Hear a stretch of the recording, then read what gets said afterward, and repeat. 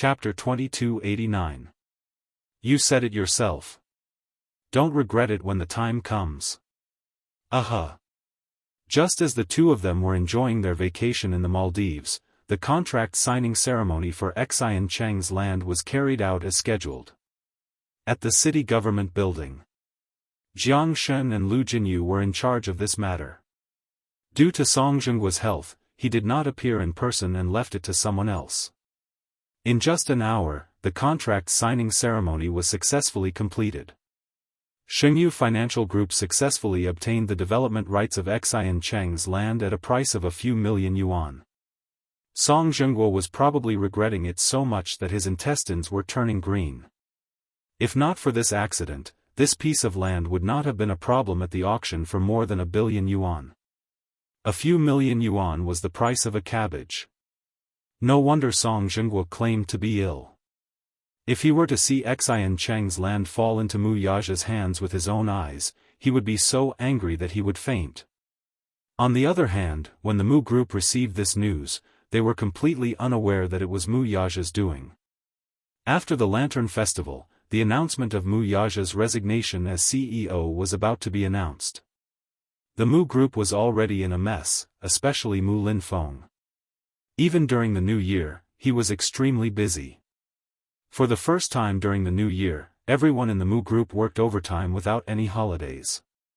The company was filled with complaints. On the other hand, the Lin family also replied that they would arrange for the two children to meet during the new year to get to know each other. When Mu Linfeng received the news, he immediately made the arrangements. Mu Yancheng was even more on guard. Mu Linfeng repeatedly requested that this meeting was a rare opportunity and that they must seize it well. Naturally, Mu Yancheng repeatedly promised that he would not let this rare opportunity go to waste. On the other hand, Lin Buxiong had also persuaded Lin Xuya. Perhaps because she was disappointed in Hua Jin, coupled with Lin Buxiong's harsh words, Lin Xuya knew that it was impossible between her and Hua Jin. After locking herself in her room for a day and a night, she seemed to have completely thought it through and agreed to this matter. In any case, it did not matter who she married if it was not Hua Jin. Lin Xuya felt like a walking corpse. Whatever Lin Buxiong told her to do, she would do it without any hesitation. Lin Buxiong was deeply satisfied. That night, Mu Yancheng dressed up especially grandly. The meeting was arranged to take place at the Mu Group's hotel, and he went there early. Lin Xuya requested again and again that only the two of them were needed for this meeting. She did not need anyone else to accompany her. Hence, Mu Linfeng did not go. Although Lin Buxiong was worried that something might go wrong if she went alone, he was also worried that if he insisted on accompanying her, it would arouse her rebellious heart. Therefore, he gave up on accompanying her.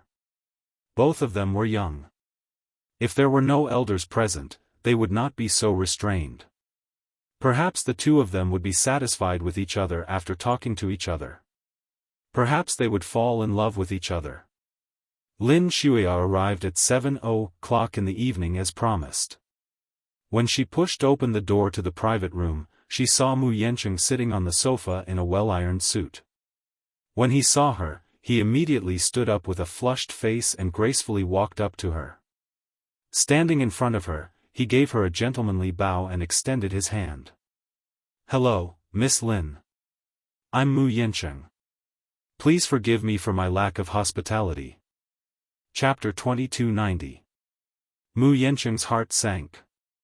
Lin Xuya said nonchalantly, "Although this is the first time we're meeting, there's no need for all these formalities. There's no need to put on a show for anyone."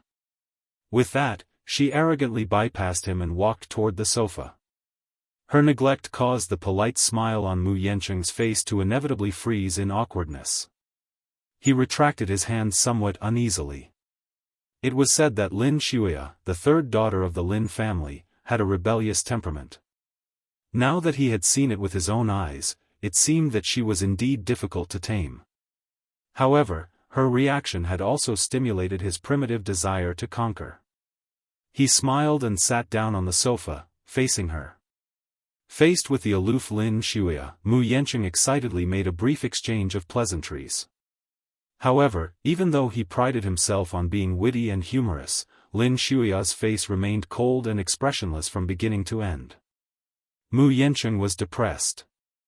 This woman was much more difficult to deal with than he had expected. She did not respond, and the atmosphere fell into an awkward one. She did not speak, and even though Mu Yanqing was full of enthusiasm, he did not know how to continue the conversation. He could not help but furrow his brows. The scene was still and the atmosphere was so tense that even he, a hunter of love, felt uneasy and helpless. Lin Shuya suddenly laughed.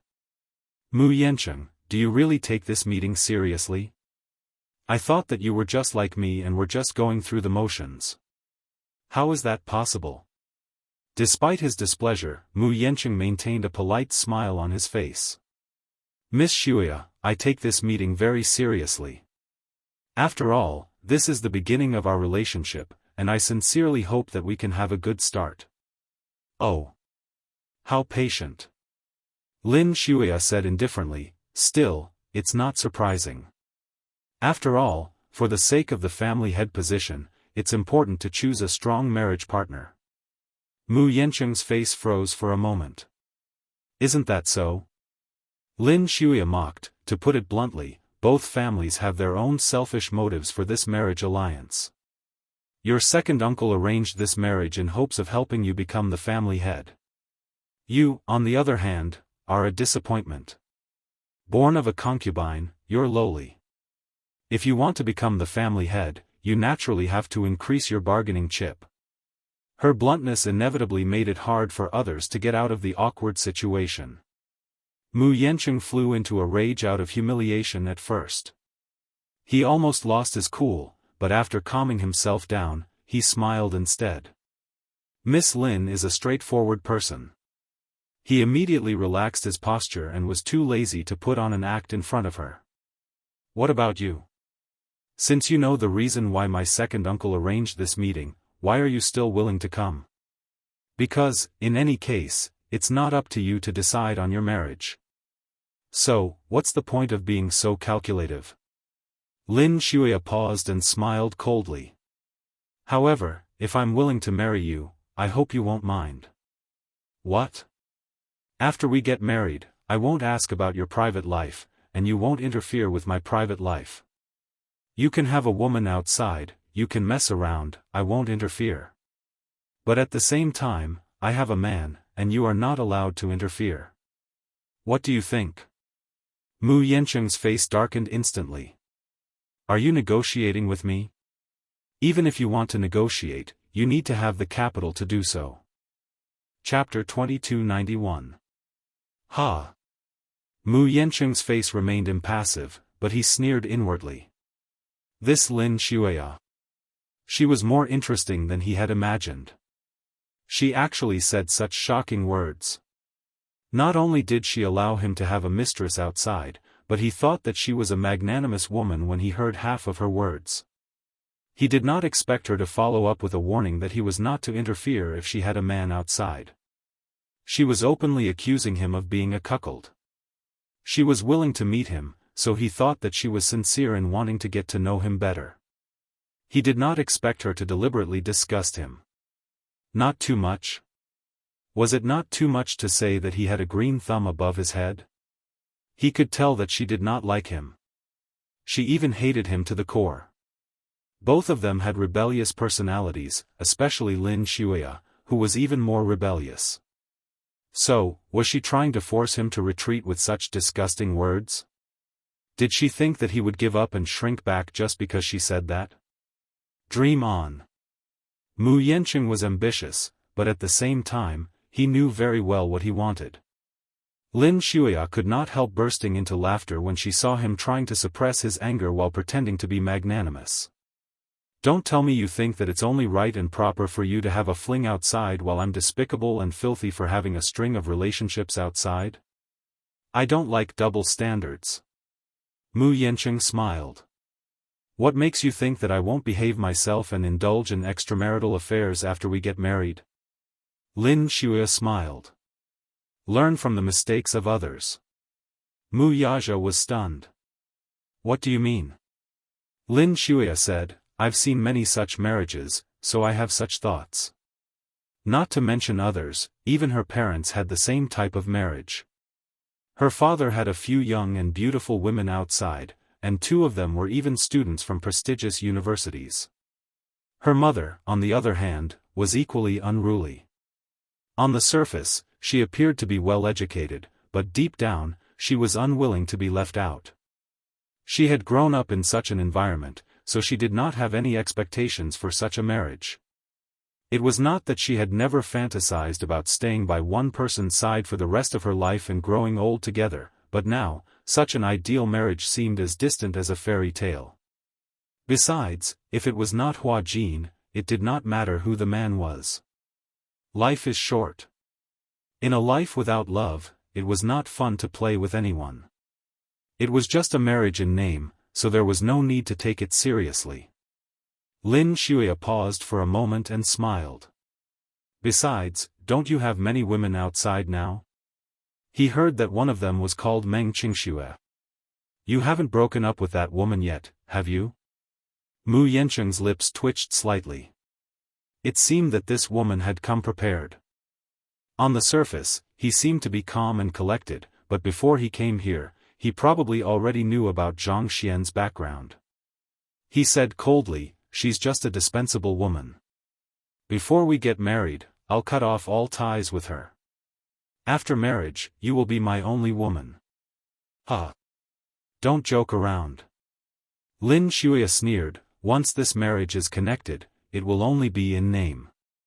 Even if you stick to me, I won't cling to you. After all, no one can force me to share a bed with a man I don't like, or even hate. Chapter 2292. Mu Yancheng nearly flew into a rage out of humiliation. Suppressing his anger, he said unhurriedly, I heard that Miss Lin studied abroad for a few years during your university days. It seems that your mindset has become the same as those foreigners. This is the first time I've seen such a shocking mindset. Lin Shuya continued, to put it bluntly, I can marry you and give you a status, but you can forget about the rest. Mu Yancheng glared at her angrily and slowly clenched his fists so tightly that his knuckles cracked. That D***mn Lin Shuya. This was the first time they met, and he had already humiliated him so much. Is this condition very difficult to accept? Lin Shuya seemed to be deliberately provoking him as her words became sharper. Mu Yancheng, marrying you is the wish of the elders. However, if you want to touch me, you'll have to see if I'm willing or not. The key is. She sized him up casually, her red lips parting as she spat out contemptuously, Are you fit, or not? Lin Shuya. Mu Yancheng was finally completely enraged.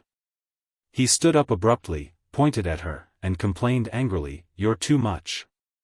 How noble do you think you are? On the surface, you look educated and reasonable, but I didn't expect you to be so frivolous and despicable.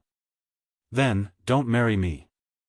Lin Shuya shrugged innocently and said playfully, I'm not forcing you to marry me. I'm just saying this up front. If you're willing, we'll get engaged. If you can't accept it, then leave. Mu Yancheng sneered without thinking, Lin Shuya, who do you think you are? Do you think that I have to marry you, that it has to be you? Don't think too highly of yourself. I'm the daughter of a military family and the third daughter of the Lin family. Just based on these halos, it's enough for me to think too highly of myself. Lin Shuya paused and pursed her red lips slightly. Suddenly, she took out a cigarette box and smoked a cigarette. Her every movement had the unrestrained temperament of a woman from the secular world. She took out a lighter and lit the cigarette with ease. She took a puff and exhaled slowly, revealing her white teeth. Her smile was charming, but it seemed to be some kind of deliberate provocation. If the man sitting in front of me this time was Mu Yaja, perhaps I would be willing to suck up to him. But you, no matter how you look at it, you can't compare to your brother. In terms of ability, you can't compare to him. In terms of talent, you can't compare to him. Although his face looked like that of a human, it was still far from that of a real human. Mu Yancheng, who do you think you are? He told me not to be too self-righteous. What about you? Don't flatter yourself too much. If you want to put on an act, then don't. That would make you seem even more hypocritical, hee. Boom. Mu Yancheng's head was about to explode from her words. Comparing him to Mu Yaja was probably the greatest humiliation to him. When he was very young, he was always compared to Mu Yaja. When he was young, he was initially in awe of and worshipped Mu Yaja. As a child, it was only natural for him to worship powerful figures, just like how one would look up to a hero. To him, Mu Yaja had always been a mythical figure that he could only look up to but not reach.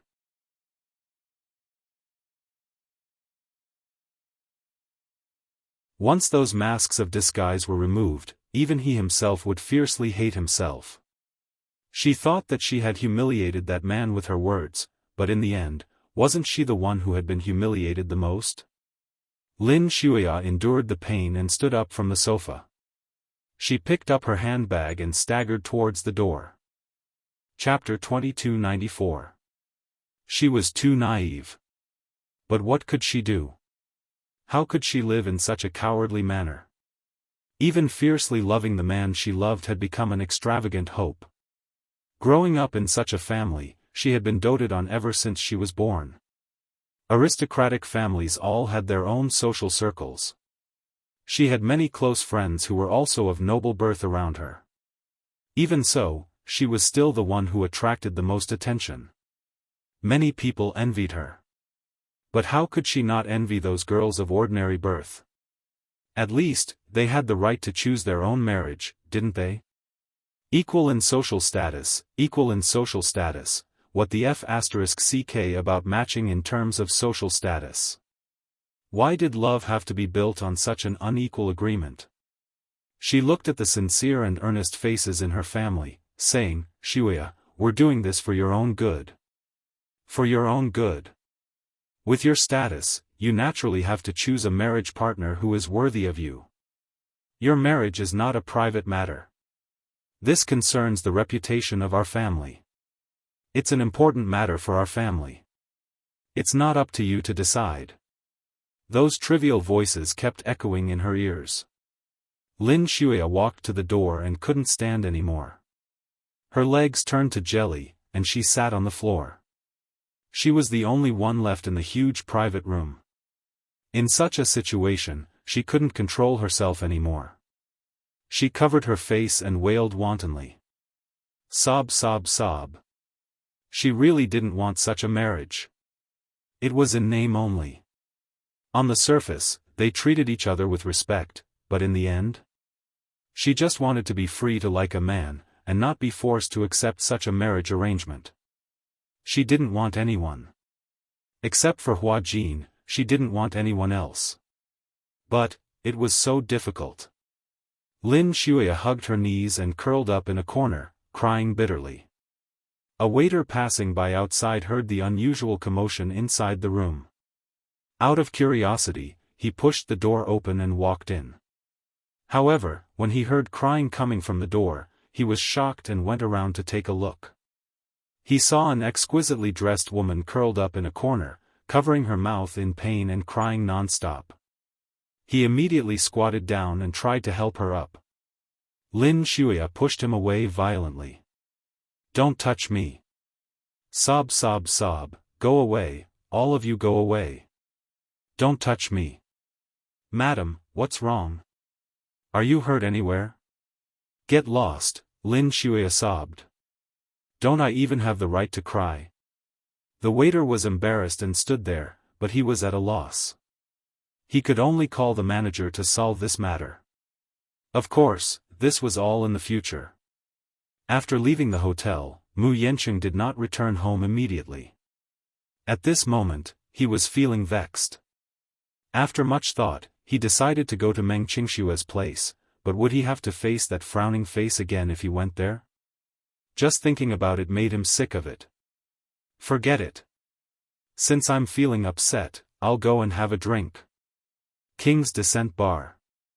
This bar was invested in by a young master from the upper-class circle. Many young masters and ladies from the upper-class circle would patronize this place, and Mu Yancheng would often come here to drink. Whenever he was in a bad mood, he would come here and order a few bottles of wine. He would sit alone in a corner and drink silently. Coupled with the strong alcohol and the deafening music, it would always be able to get rid of all those troubles. Chapter 2295. As soon as Mu Yancheng stepped into the bar, he was greeted by loud and lively music. As usual, he ordered a few bottles of imported wine and sat down in the private room. After the wine was served and the bartender mixed it, he poured himself a glass and downed it in one gulp. After downing the cup of wine, his gloomy mood was relieved a little. How satisfying! Mu Yancheng had just calmed down a little when Lin Shuia's disgusting face appeared in his mind again. Mu Yancheng, it's the elder's wish to marry you. But if you want to touch me, you'll have to see if I'm willing or not. The key is whether you're worthy or not. What a despicable woman. Once we're connected, this marriage will only be in name only. Even if you stick to me, I won't cling to you. After all, no one can force me to sleep in the same bed with a man I don't like and even hate a little. Despicable. Despicable. If the man sitting in front of me this time is Mu Yaja, perhaps I'll be willing to suck up to him. But you, no matter how I look at it, can't compare to that brother of yours. In terms of ability, you can't compare to him. In terms of talent, you can't compare to him. Although your face looks decent, you're still a far cry from that. Mu Yancheng, who do you think you are? You told me not to be too self-righteous, but what about you? Don't flatter yourself too much, either. Don't put on an act, it'll only make you look more hypocritical. Despicable. Despicable. Mu Yancheng cursed in his heart as he downed glass after glass of imported wine. In the past, when he entered the bar, he might have been in the mood to wander around the bar in search of prey. But now, he was not in the mood to do so. His mind was filled with Lin Shuia's humiliating words. Every time he thought of her arrogant face, he could not help but want to pinch her face until it was smashed into pieces. Despicable. Brother Yancheng. Amidst the noisy music, a delicate woman's voice suddenly entered his ears. By then, Mu Yancheng had already downed an entire bottle of wine. His alcohol tolerance was not bad, but he definitely could not say that he would not get drunk after 1,000 cups. The bottle of foreign wine was very strong, and the alcohol content was very strong. After drinking it, even his stomach and thoughts became hot. He narrowed his eyes and raised his head. At the end of his line of sight, a woman with light makeup walked into the private room and walked towards him. Mu Yancheng sucked in a deep breath of cold air and took a closer look. This face was not unfamiliar to him, in fact, it was extremely familiar. He was startled at first, and then his eyes widened slightly to take a closer look at the face. When the woman came closer and he could see more clearly, he smiled drunkenly and was a little surprised. Enya? Song Enya was wearing a red spaghetti strap dress, which accentuated her picturesque features and delicate makeup. Her long eyelashes, in particular, were especially charming and alluring. What a coincidence! Mu Yancheng smiled. Why are you in this bar, too? Song Enya smiled slightly and then sat down beside him, deliberately leaning close to him. Her long, wavy hair was right next to him, and her subtle fragrance was seductive. Perhaps it was because his lips were too close, for Mu Yancheng closed his eyes slightly and sniffed greedily. How fragrant! Chapter 2296. Song Enya explained, I was bored, so I asked a few of my best friends to fool around at the bar. She paused for a moment before her red lips parted slightly.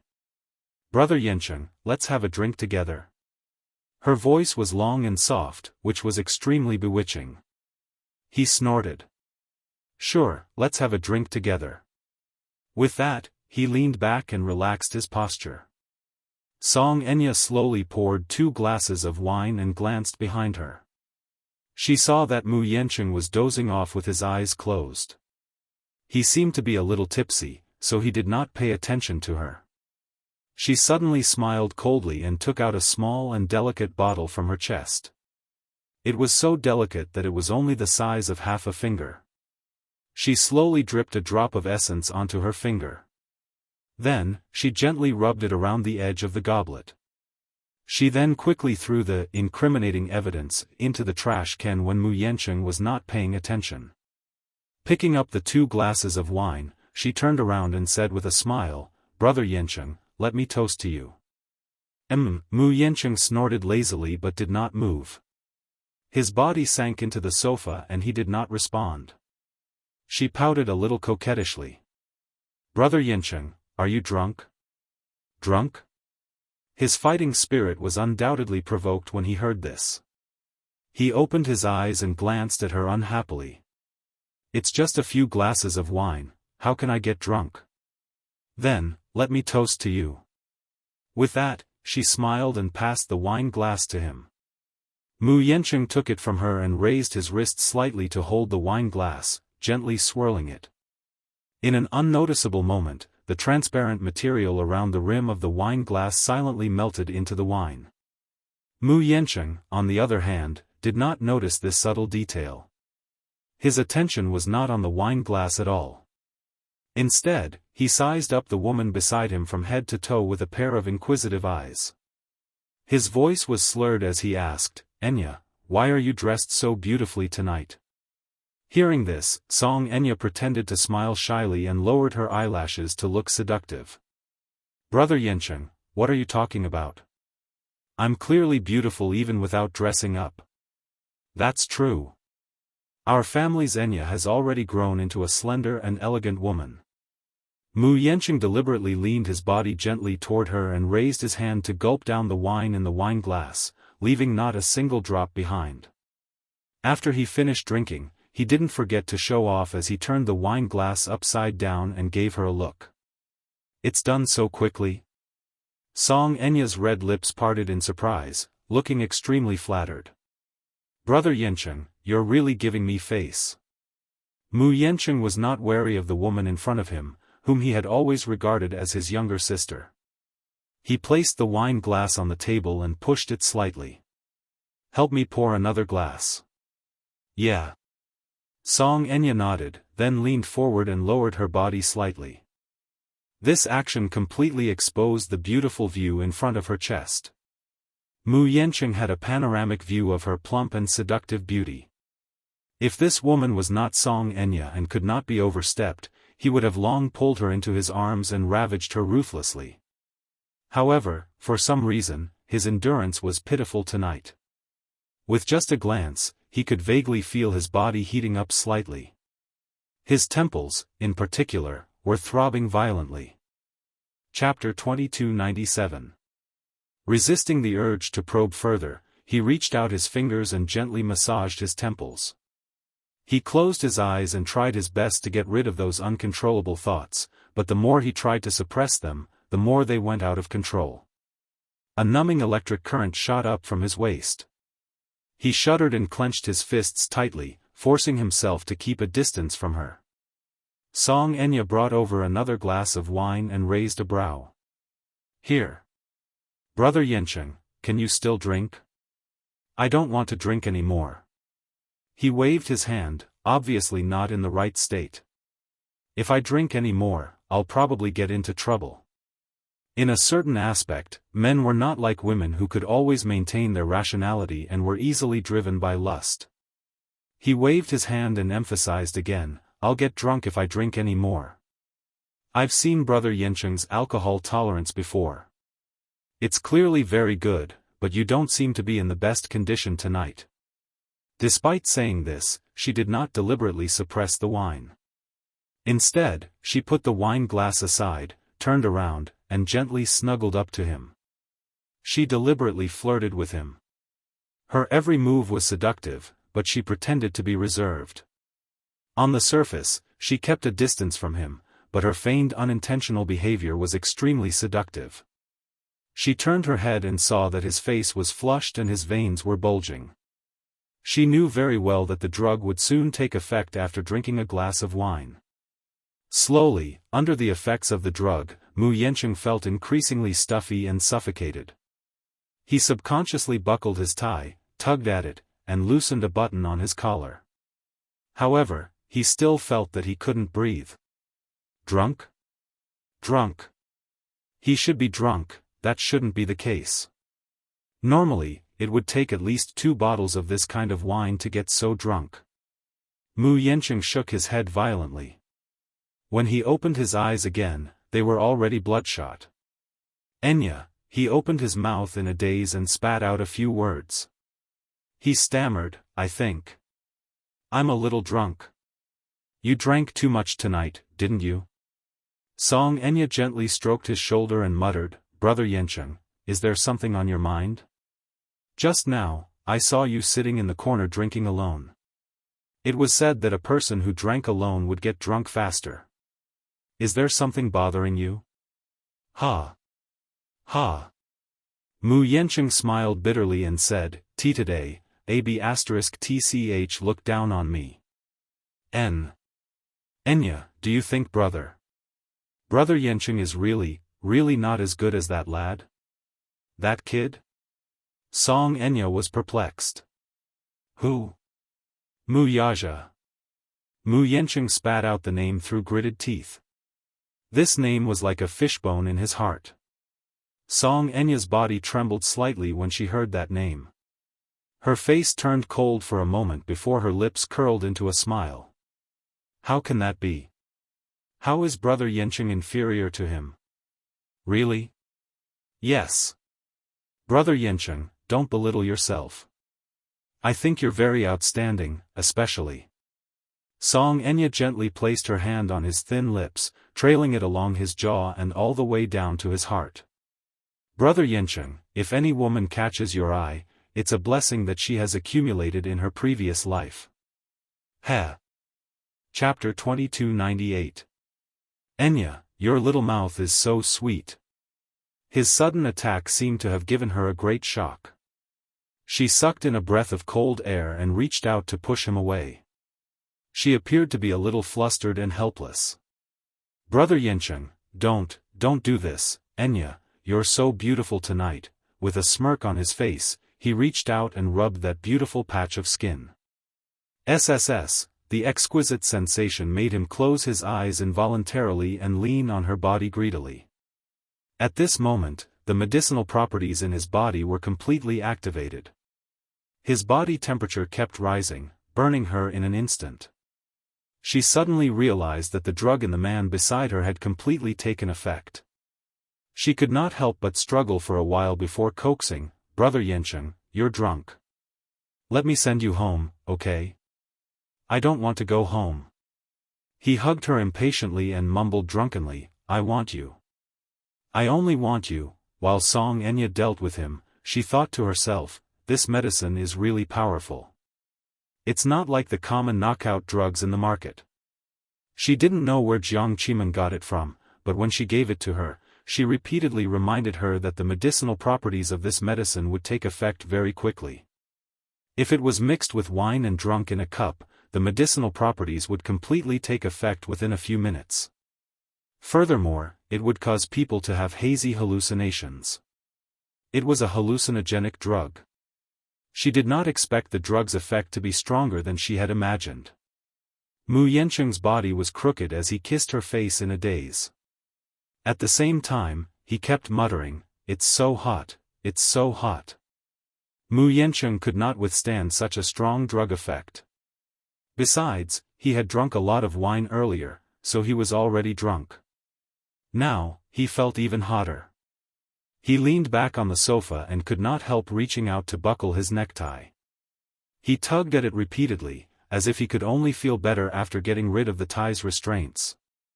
Seeing that he was free from her, Song Enya sat up nervously. D*mn man. How can he be so strong? She cursed him viciously in her heart as she lowered her head to examine her body. The straps of her neat dress had fallen off and slid down her shoulders. The hem of her dress had been ravaged by him until it was incomparably wrinkled. Just now, his ferocious movements had actually almost torn her underwear. She felt uneasy and glanced at the man beside her from the corner of her eyes. She didn't know when he had sat up, but he was staring at her with a gloomy face. His eyes were like torches, sharp and frightening. "Why are you here?" Song Enya was bewildered by his abrupt question. She widened her eyes in confusion and stared back at him. "Brother Yancheng, what do you mean by that?" Her soft and gentle greeting of Brother Yancheng actually turned his originally sharp expression into one of tenderness. It was an incomparably soft and affectionate feeling. Mu Yancheng's body swayed slightly as he shook his head. When he opened his eyes again, they were incomparably gentle. Chapter 2299. Just like when they had first met, she was like a budding flower. She looked at him shyly with her fluttering eyelashes, looking very lovable. Qingxue. Mu Yancheng smiled foolishly, his thin lips parting slightly as he murmured. With that, he leaned over and pulled the missy into his embrace. "Qingxue, don't leave me, Song Enya was confused as she listened to this delirious man mumbling incoherently. She could not make out what he was saying. It seemed that he had completely lost his mind. She chuckled and said, "Brother Yancheng, let me send you home, okay?" "Okay. I'll go home with you." Song Enya's lips twitched again. She took a deep breath and carefully adjusted her posture to prevent him from hurting the child in her womb.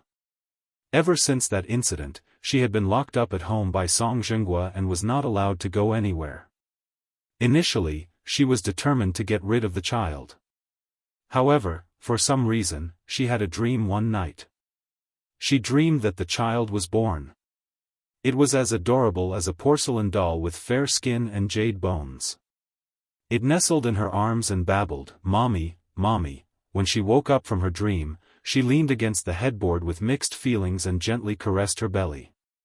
For some reason, her maternal instincts were awakened by this dream. Yes. This was her flesh and blood, too.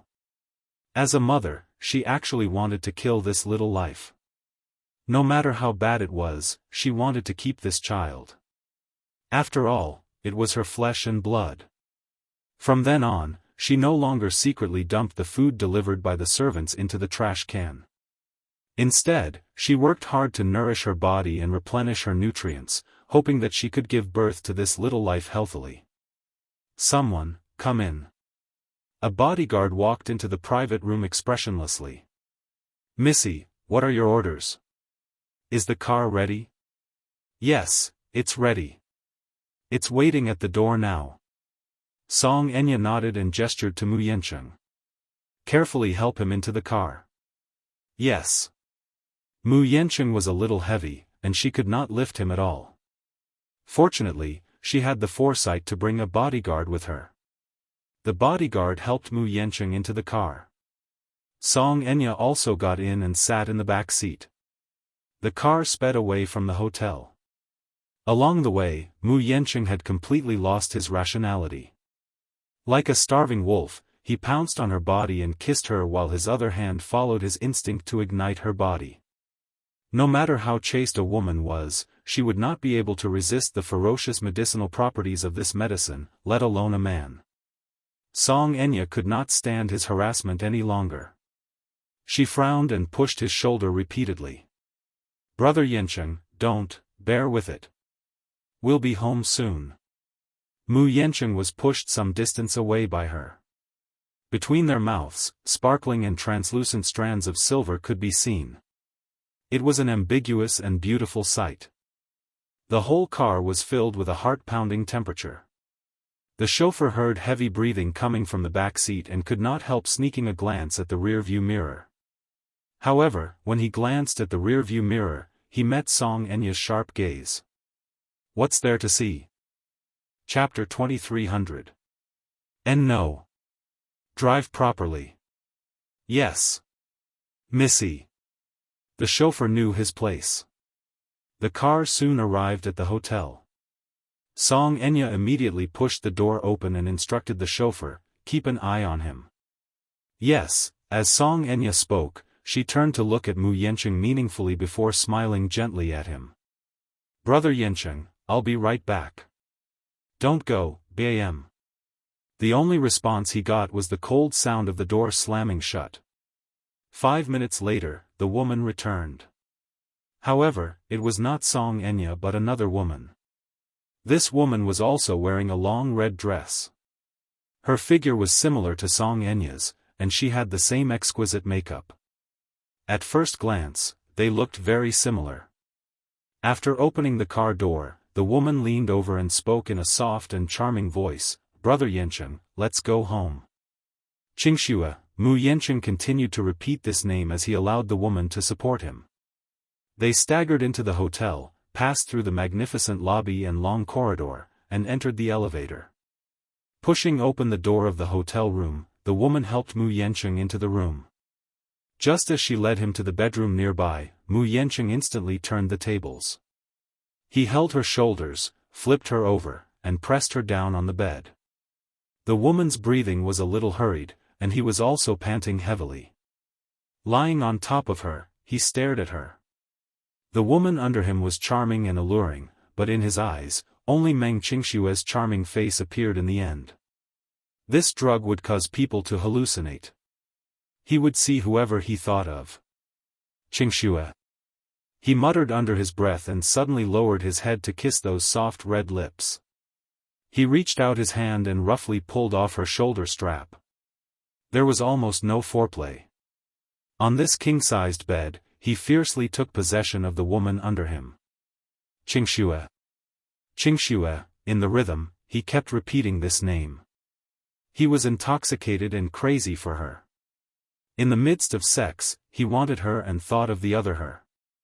His memories were overturned. "Yancheng," the woman under him responded to him. Mu Yancheng lowered his head and seemed to see Meng Qingshue's shy and charming eyes. They were captivating. His lower abdomen tightened and he almost released all of it. Song Enya pushed open the door and entered the room. Standing in the living room, she could hear the man's heavy panting and the woman's coquettish moaning coming from the bedroom. The effects of the medicine had to be neutralized. But now that she was pregnant, it was naturally inconvenient. Fortunately, under the effects of the drug, this man could not recognize who he was having sex with. When he was tired, the effects of the drug had worn off, and he fell asleep. She would switch places.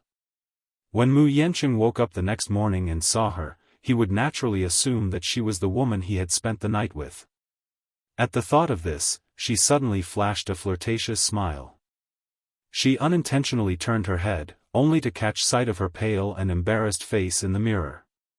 She suddenly felt that she looked a little pitiful. Pitiful. Lamentable, lamentable. How could she have fallen to such a state?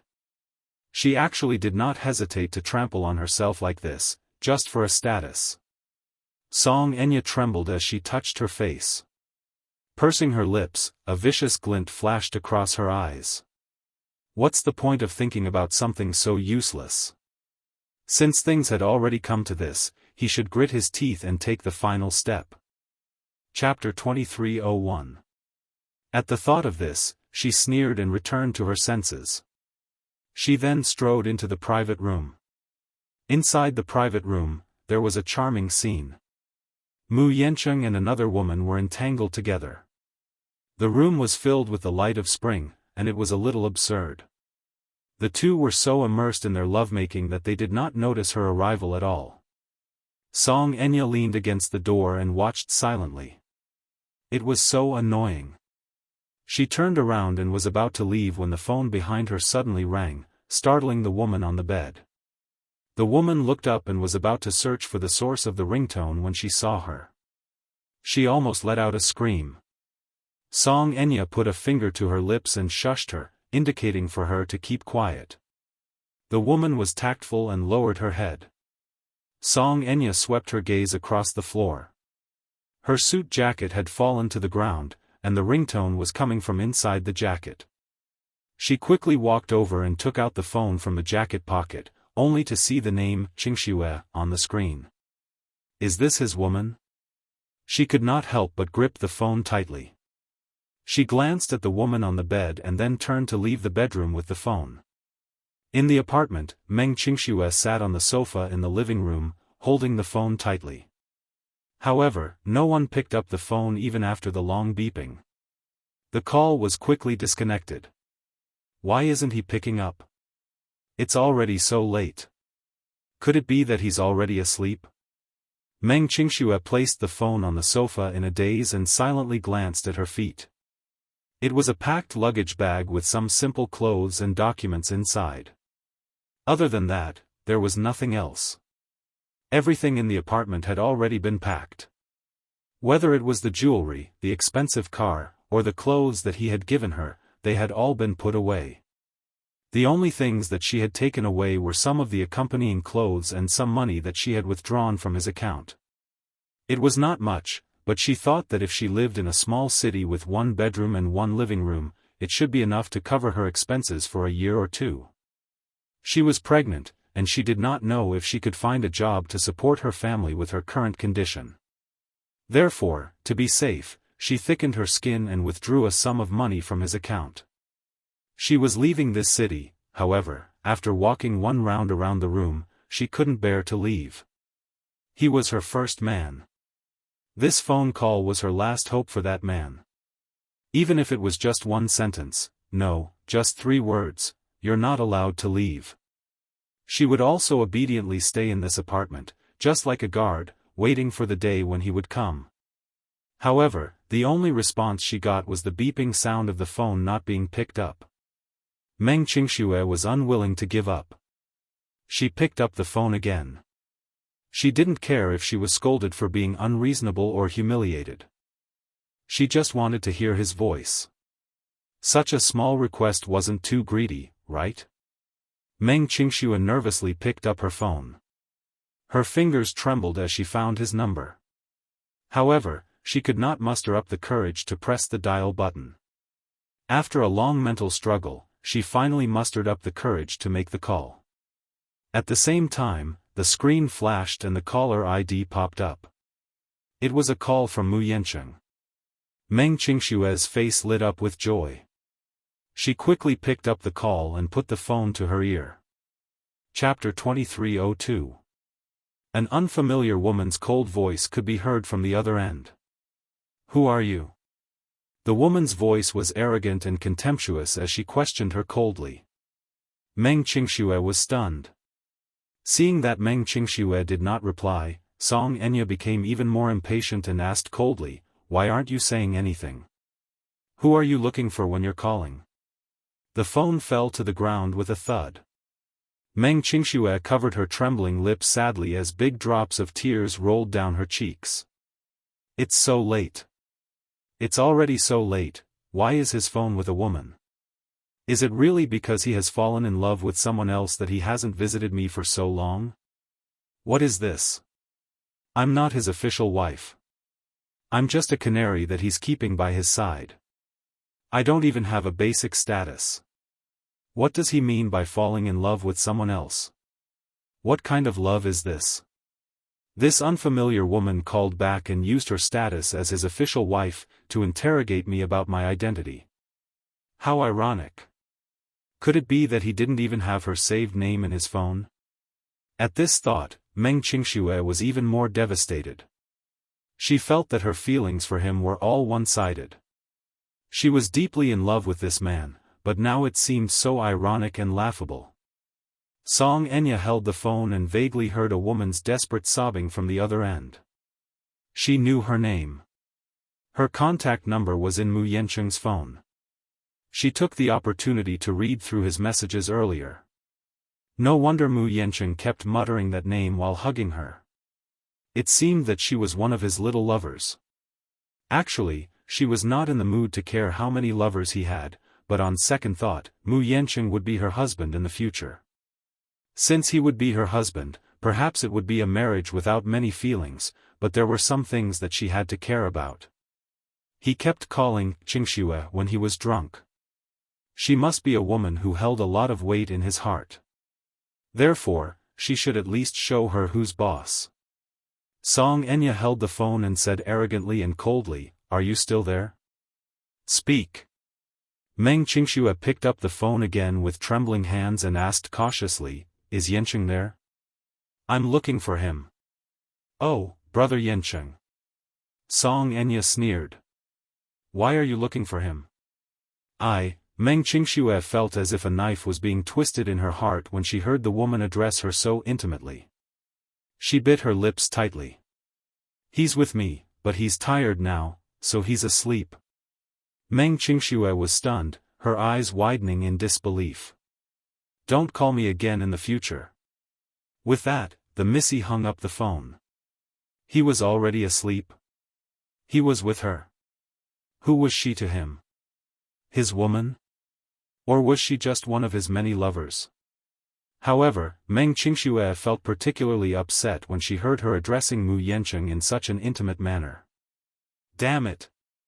She must be crazy. Why did she make this call? Meng Qingxue cried out in grief.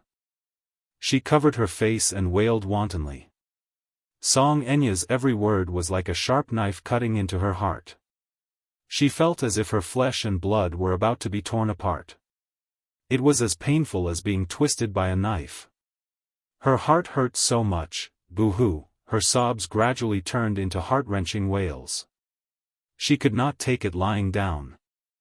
Chapter 2303. Even if it was just to hear his voice before she left, was that still an extravagant hope? Meng Qingxue wiped her tears fiercely, stood up abruptly, picked up her luggage, and walked towards the door. But just as she reached out and touched the doorknob, she turned back and took a look at every corner of the apartment. She couldn't bear to leave. Big drops of tears rolled down her cheeks as she sobbed. Every corner of the apartment made her feel reluctant to leave. They had once made love to each other on that big bed. She had once laid her head on his lap like a spoiled child on the sofa in the living room. In the dining room, she could even vaguely see her busy cooking for him. Even now, his jacket was still hanging on the balcony. The most painful distance between them was when he wasn't by her side, but he was in her heart. No matter what she saw, it was as if she was seeing him. Meng Qingxue slid to the ground.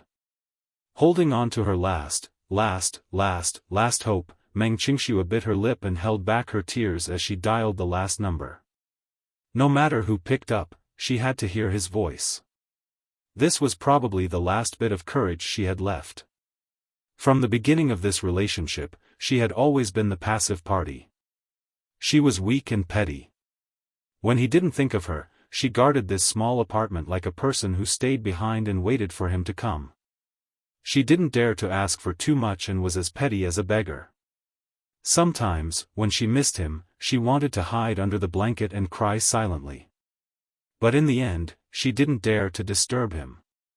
When he thought of her and came here, she was overjoyed like a childish child. The petty and helpless feeling she had when she missed him was instantly swept away, and she was beaming with joy. She hoped that he would truly place her in his heart and love her, so that she wouldn't be lonely and have no home to go to. She loved him, but she was incomparably petty and lowly, as low as the dust. But in exchange for her cowardice, he didn't care. This was the first time she had mustered up her courage, but it was also the last time. Meng Qingxue held the phone tightly. She only hoped that when the call went through, she could hear his voice as usual. Even if it was an impatient voice. Meng Qingxue widened her eyes. She was so nervous that she felt a little suffocated. However, just as the call connected and she was about to speak, she suddenly heard the sound of a man and a woman making love. His flirtatious voice continued to enter her ears through the receiver. There was probably nothing that could defeat a person more easily than such a voice. It was direct and brutal.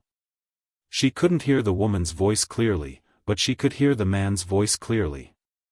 It was a familiar voice. It was him, it was really him. On such a night, he was by another woman's side. Was it that woman just now? She purposely picked up the call so that she could hear how she was pleasuring Mu Yancheng under her. So, at this moment, someone had already taken her place? He didn't need her anymore. And she was no longer needed. Heh, hee, Meng Qingshue's lips parted as she laughed with hollow eyes. However, before this kind of laughter could be heard, salty tears had already slipped into the gap between her lips. Why did he have to use such a cruel method? He wasn't asleep, was he? He had also tacitly agreed to use this method to completely destroy her last bit of obsession, right? Chapter 2304. She abruptly threw the phone away, as if that would save her from the bone-chilling humiliation. Meng Qingxue leaned against the door and slowly fell to the floor. She bit her lower lip hard and dug her sharp fingertips into her palms. She glanced at the plane ticket on the table and, as if she had made up her mind, slowly stood up. Midnight. Song Enya sat in the living room with her arms crossed and eyes closed. Mu Yancheng's phone was quiet on the sofa. After the call just now, that woman named Qingxue seemed to be tactful and did not call him again. After a long period of passion, the bedroom gradually returned to silence. The woman put on her clothes and walked out of the room. She saw Song Enya sitting on the sofa as if she had been waiting for a long time. She licked her dry lips and walked up to her.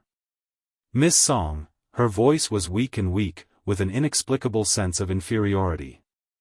Song Enya opened her eyes a little and raised her head to look at her. Is it over? Yes. It's over. Where is he? He's already asleep.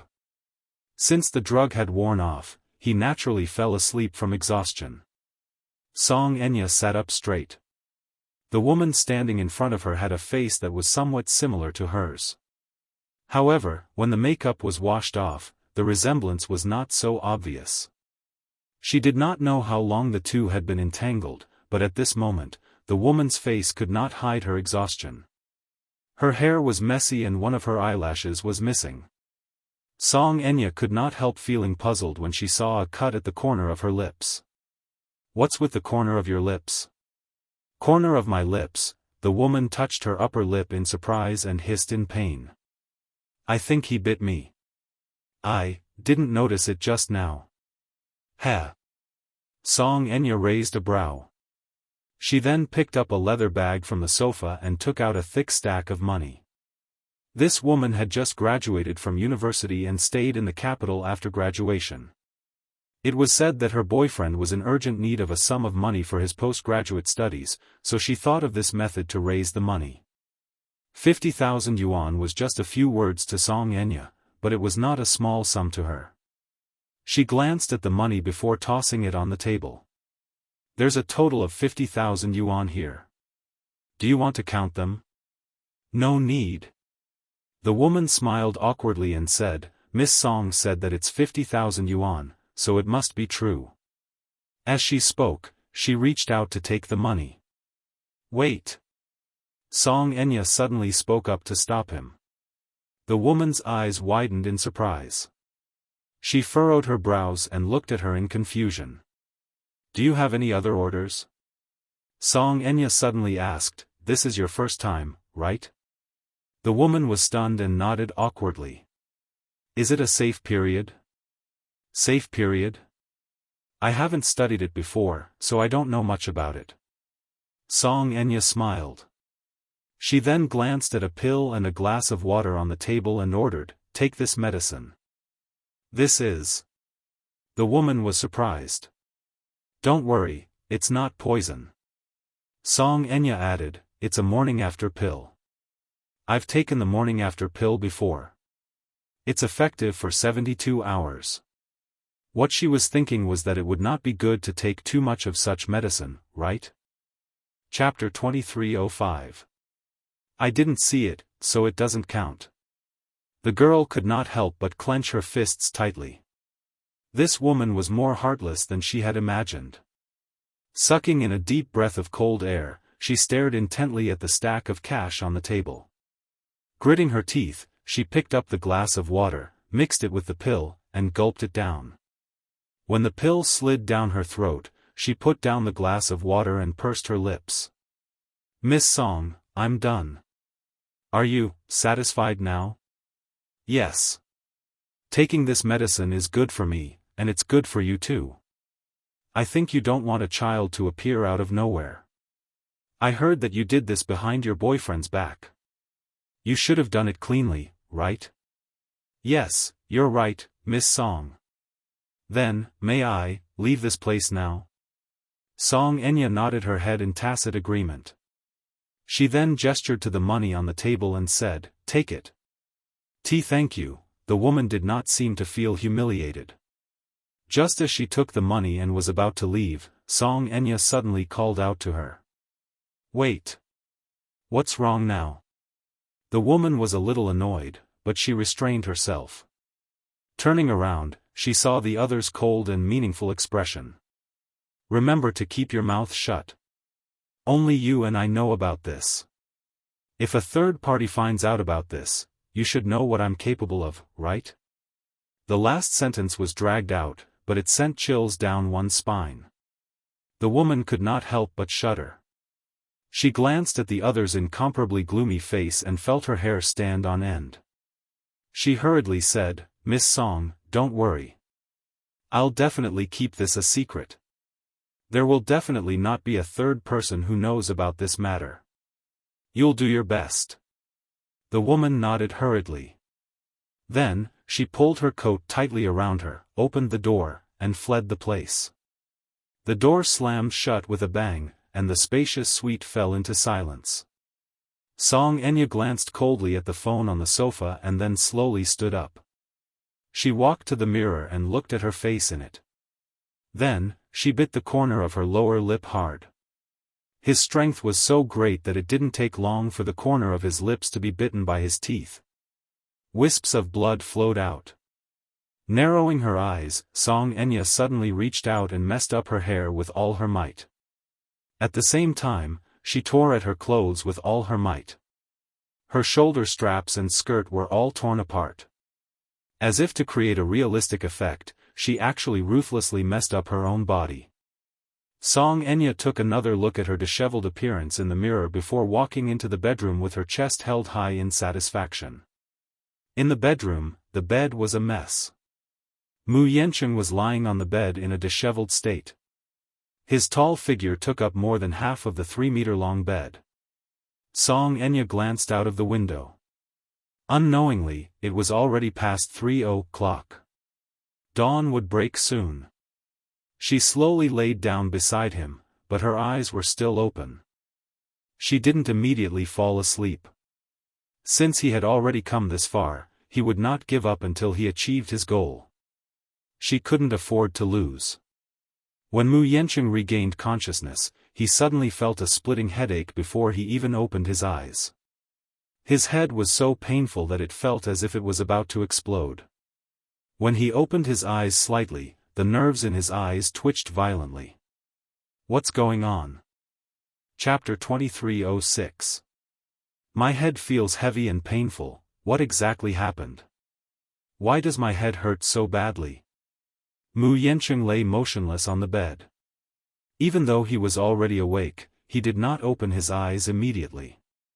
His consciousness was in a state of complete paralysis. Even though he was awake, his nerves seemed to be under control. Even lifting his fingers was strenuous. What happened? He vaguely remembered that he drank a lot last night. Could it be because he was drunk? It couldn't be, right? His head had never hurt like this after a hangover in the past. What in the world had happened? Mu Yancheng tried to recall, but his mind went blank. He vaguely remembered that he seemed to have met Song Enya last night and drank 2 glasses of wine with her before he gradually lost consciousness. In his hazy state of mind, he seemed to see Meng Qingshua's gorgeous red lips struggling against his body, her eyes hazy with tears. "Brother Yancheng, don't," her aggrieved and accusatory voice kept echoing in his ears. However, he did not know if the memory was too vivid, but he actually heard that intermittent sobbing sound again. No. This is not a hallucination. Mu Yancheng opened his eyes abruptly. The moment his eyes widened, all of his senses became incomparably sharp. Hence, He could hear the sobbing sound coming from beside him even more clearly. The moment he opened his eyes, he found himself in an unfamiliar room with a huge bed and luxurious furnishings. The room was dimly lit with curtains. Woo woo woo, the sobbing sound entered his ears and became increasingly clear. Mu Yancheng sat up abruptly and turned his head in the direction of the sound. His abrupt action undoubtedly frightened the person beside him. He saw a woman in a red dress curled up at the head of the bed. When she saw that he had woken up, she let out a startled cry and hugged her body in fear as she trembled. "Don't come over, I beg you. Brother Yancheng, don't come over." Mu Yancheng was stunned by her trembling sobs for half a second before he quickly realized who this woman in front of him was. Song Enya? This realization left him completely dumbfounded. Even though the woman before him was dressed in rags, her hair was messy, and her makeup was ruined by her tears, he was able to immediately identify her from her trembling voice.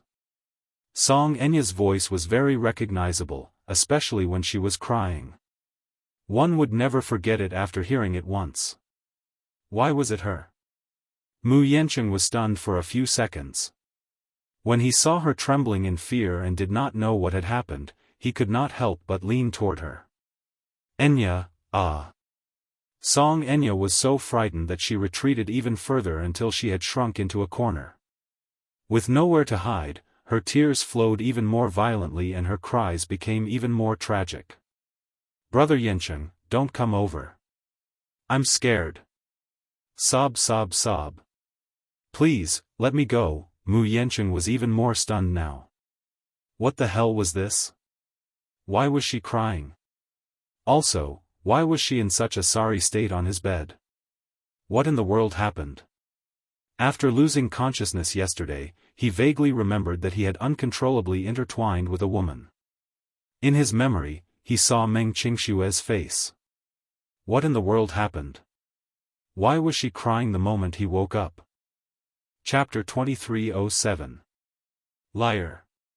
Brother Yancheng, you're a big liar. She lost control of herself when she heard this and burst into tears. Mu Yancheng was even more confused and did not know whether to laugh or cry. The more she cried, the more confused he became. However, when he lowered his head, he caught a glimpse of a bright red bloodstain in the middle of the messy bed under the blanket. He was stunned for a few seconds before he reached out and lifted the blanket, only to discover the bloodstains on the bed. Mu Yancheng thought of a frightening possibility and widened his eyes abruptly. Glaring at her, he pointed at the scattered bloodstains on the bed. "Is this yours?" Song Enya continued to cry and did not answer his question.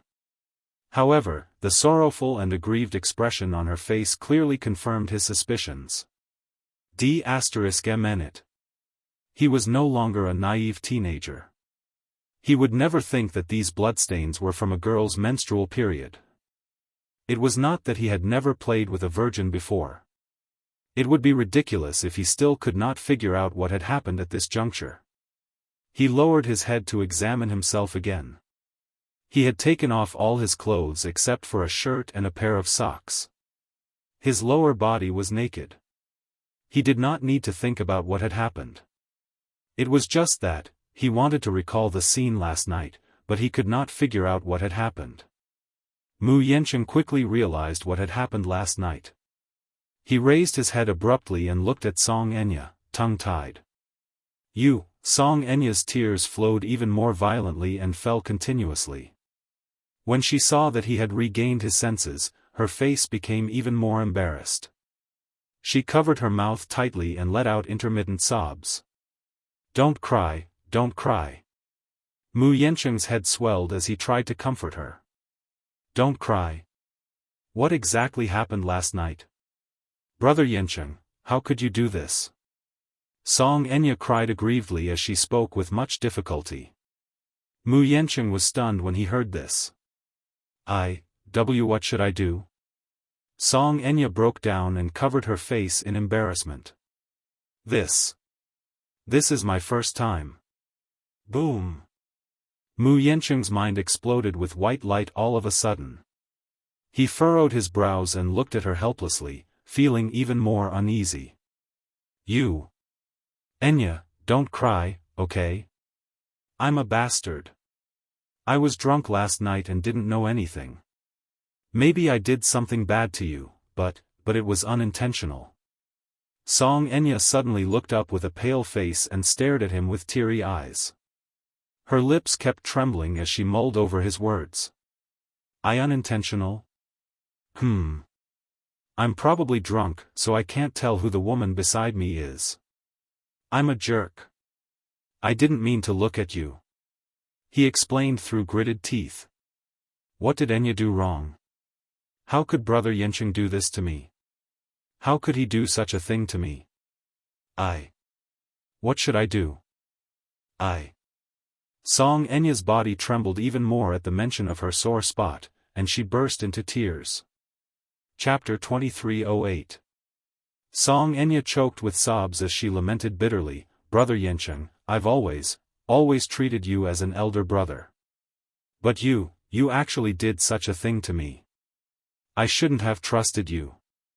I shouldn't have trusted you. No matter what you said last night, I shouldn't have believed you. I should have left you at the bar and ignored you. But, who asked me to be so soft-hearted? Who asked me to be so soft-hearted? When I saw you drunk like a puddle of mud and mumbling a woman's name, I couldn't bear it. My heart ached for you and I was afraid that you'd be in danger if I left you at the bar, so I kindly offered to send you home. But. At the crucial part, her tears fell even more violently. Mu Yanqing was anxious, but he forced himself to endure it and listen to her patiently. Song Enya wiped her tears and intermittently recounted what happened last night. From her account, Mu Yanqing vaguely knew what had happened last night. Last night, after parting on bad terms with Lin Shuya, he was feeling vexed. He originally wanted to go to Meng Qingshua's place, but just the thought of her gloomy face made him anxious. Hence, he made a detour to the bar and ordered a few bottles of imported wine in an attempt to relieve his frustration. However, halfway through drinking, he happened to meet Song Enya, who was also playing at the bar. Seeing him drinking alone, Song Enya offered to accompany him for a drink. Mu Yanqing was not in a daze at that time. He was still sober and somewhat conscious, but he was also in a tipsy state. Later, for some reason, after a few drinks with Song Enya, he was completely drunk. Song Enya was originally worried that he was drunk, so she wanted to call a cab to send him home. However, he was very drunk at that time and kept mumbling Meng Qingshua's name, saying that he did not want to go home and wanted to go to Meng Qingshua's place. Song Enya cried and said, How would I know who the name you kept mumbling is? You said that you wanted to go to that woman's place, but I didn't know the address.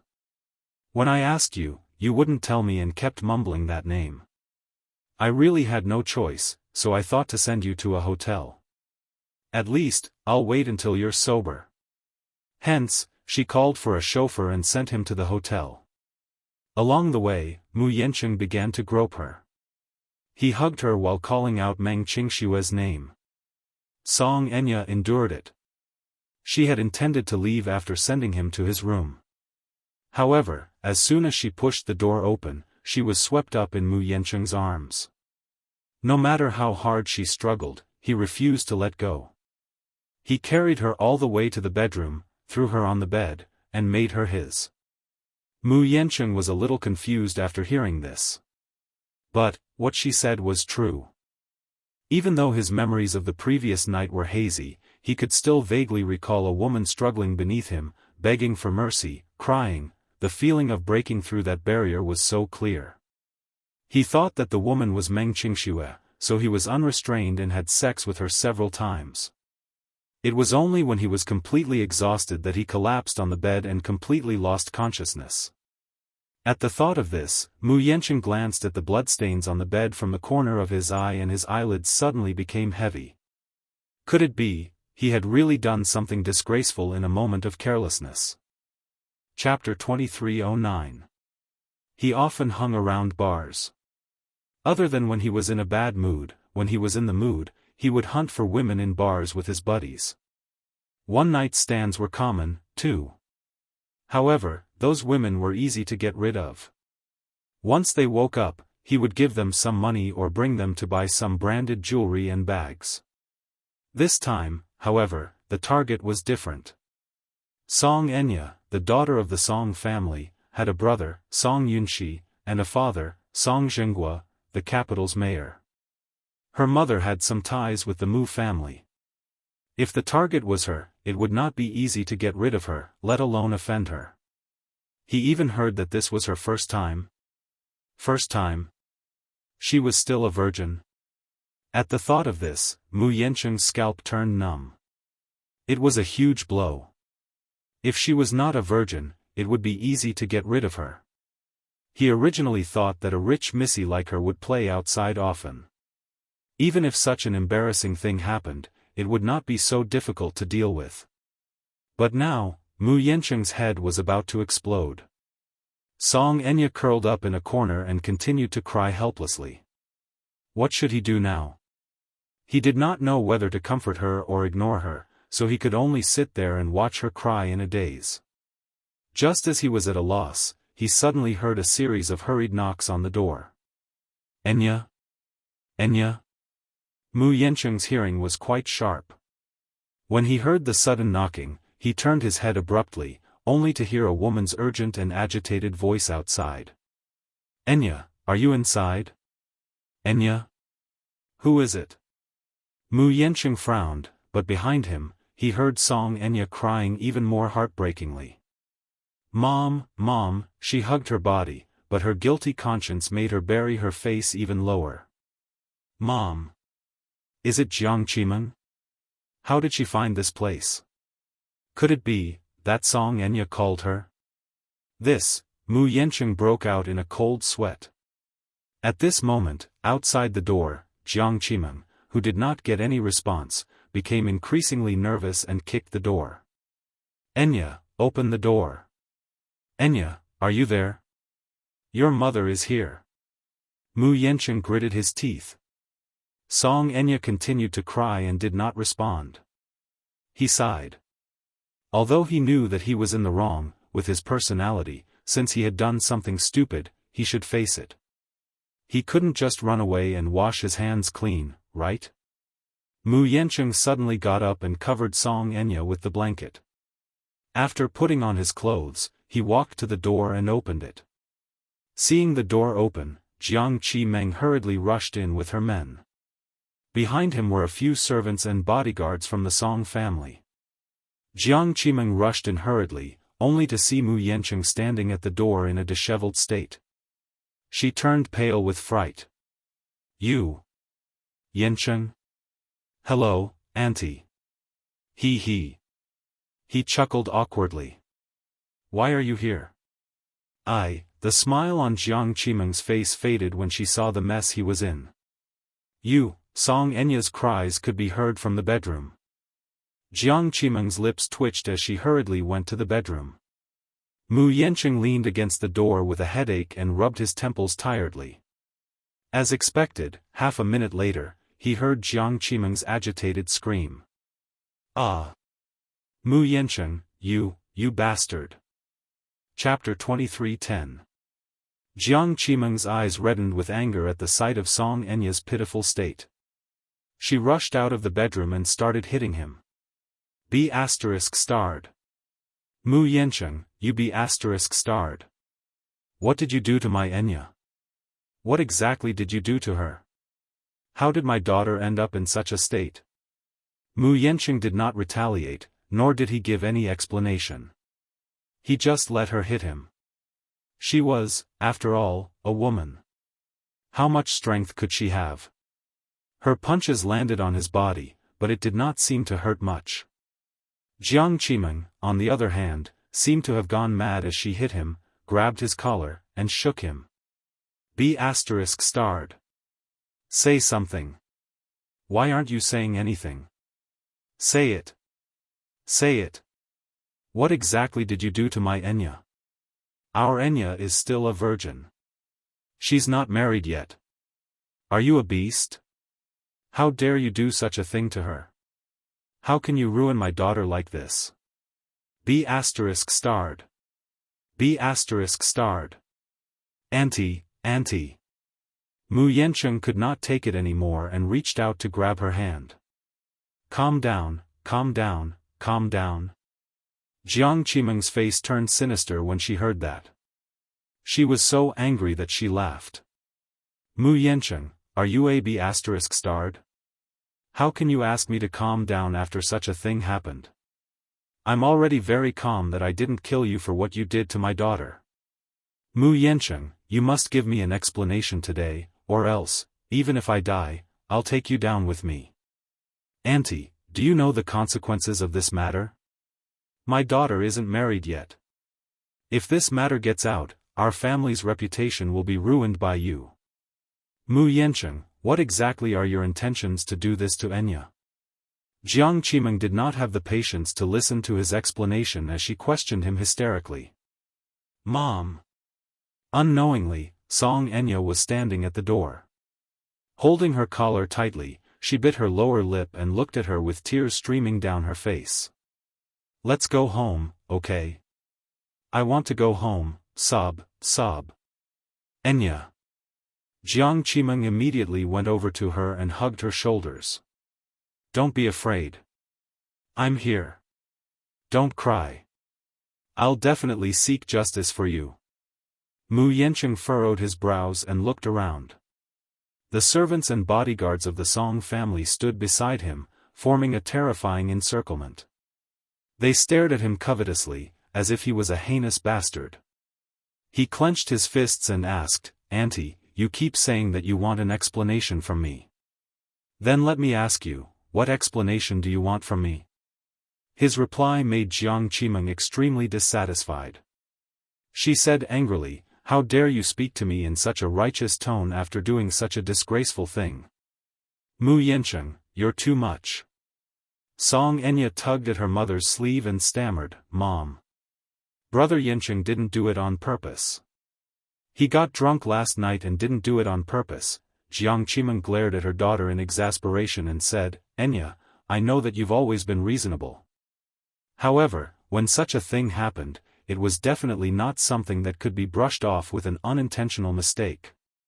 If you're a man, you should take responsibility for your wrongdoings.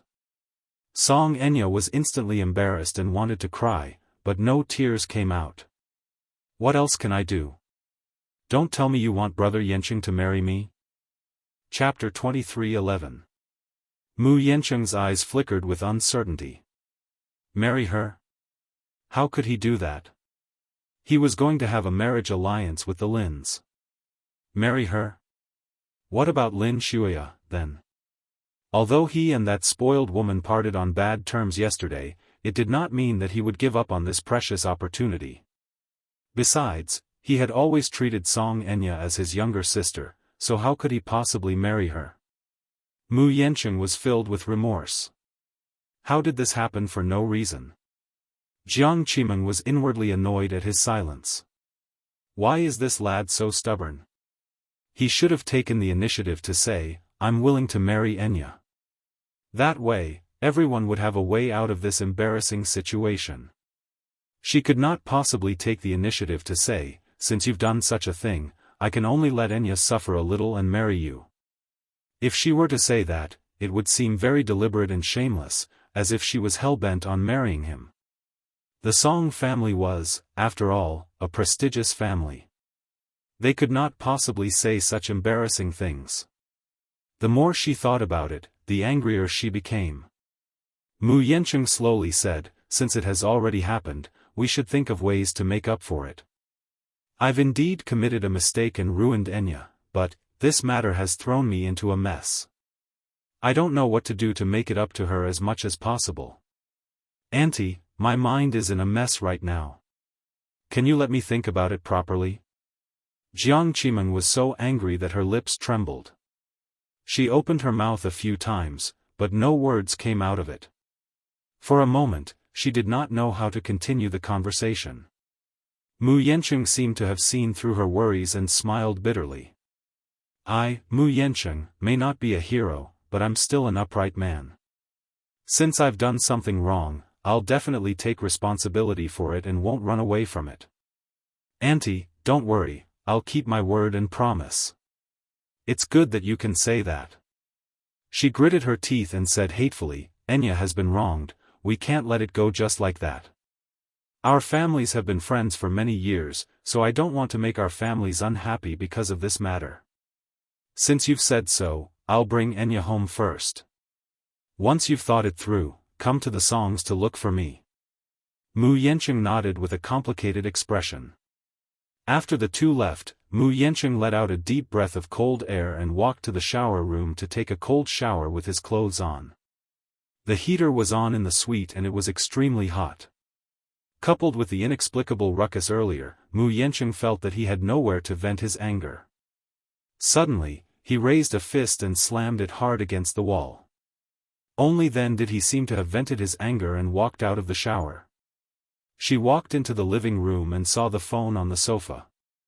She picked it up and made a call, ordering the housekeeper to send another set of clothes. After hanging up the phone, he suddenly saw a missed message. It was from Meng Qingxue. An ominous premonition rose in Mu Yanqing's heart. He frowned and opened the message. Yanqing, I'm leaving. I'm determined to leave you and this city. Perhaps, I'll never come back.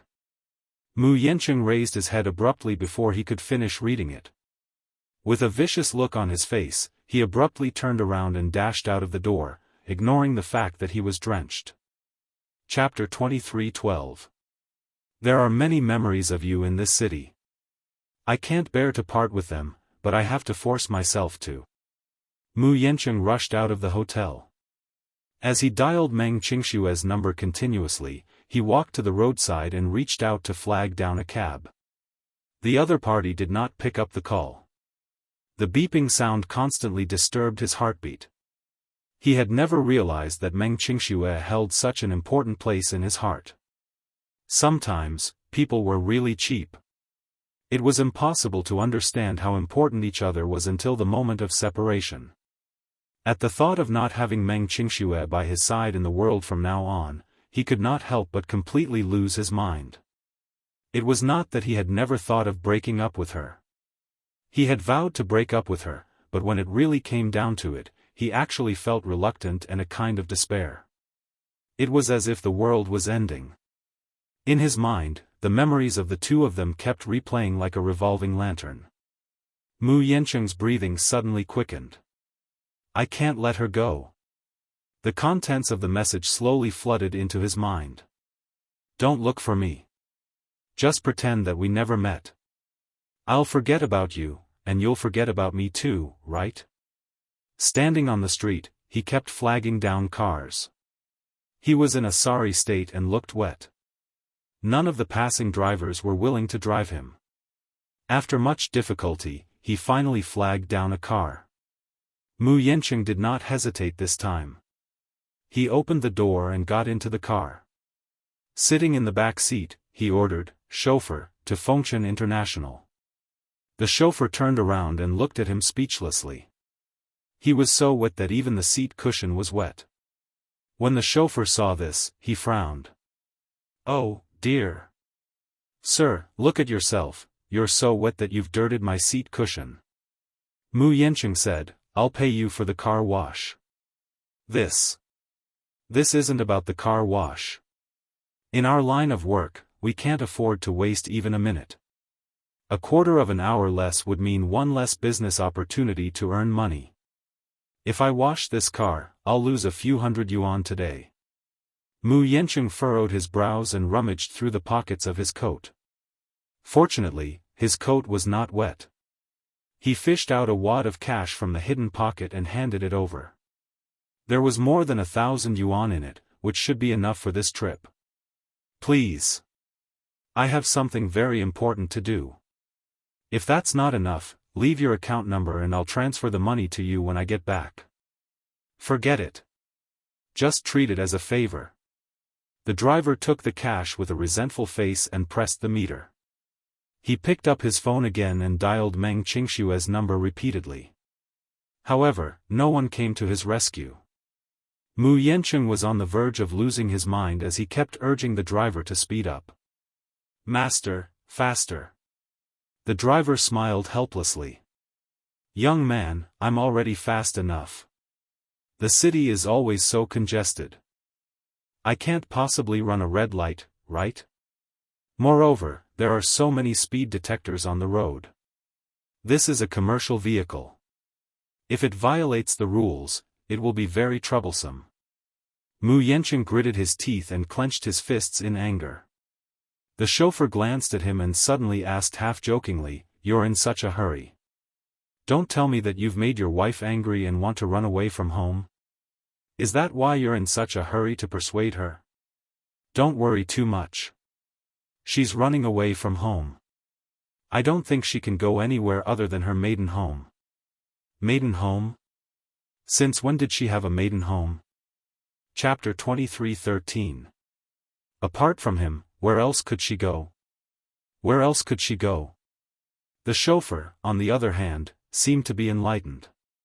He shook his head and sighed. Young man, I've seen a lot of things like this, but I still have something to remind you.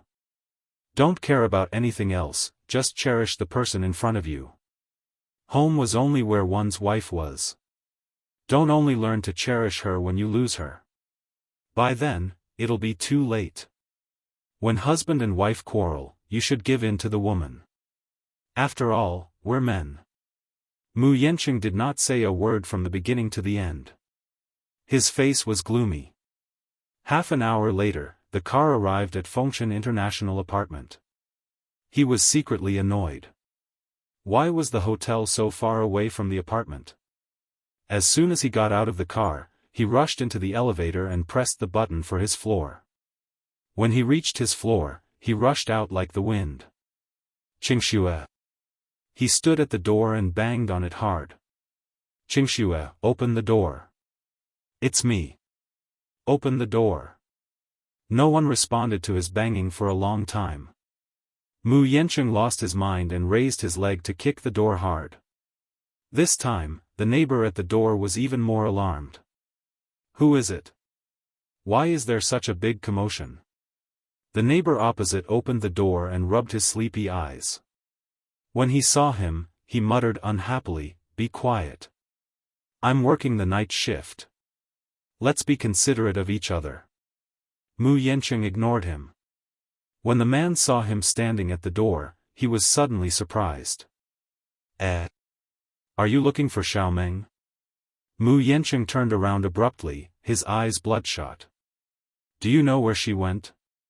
"Oh, my. I saw her leaving with her luggage when I came back from work this morning. I asked her where she was going, but she didn't say much. She just said that she won't be staying here anymore. If anyone comes looking for her, just say that she's gone and is no longer here." After a pause, the man was suddenly shocked by the drastic change in Mu Yanqing's expression.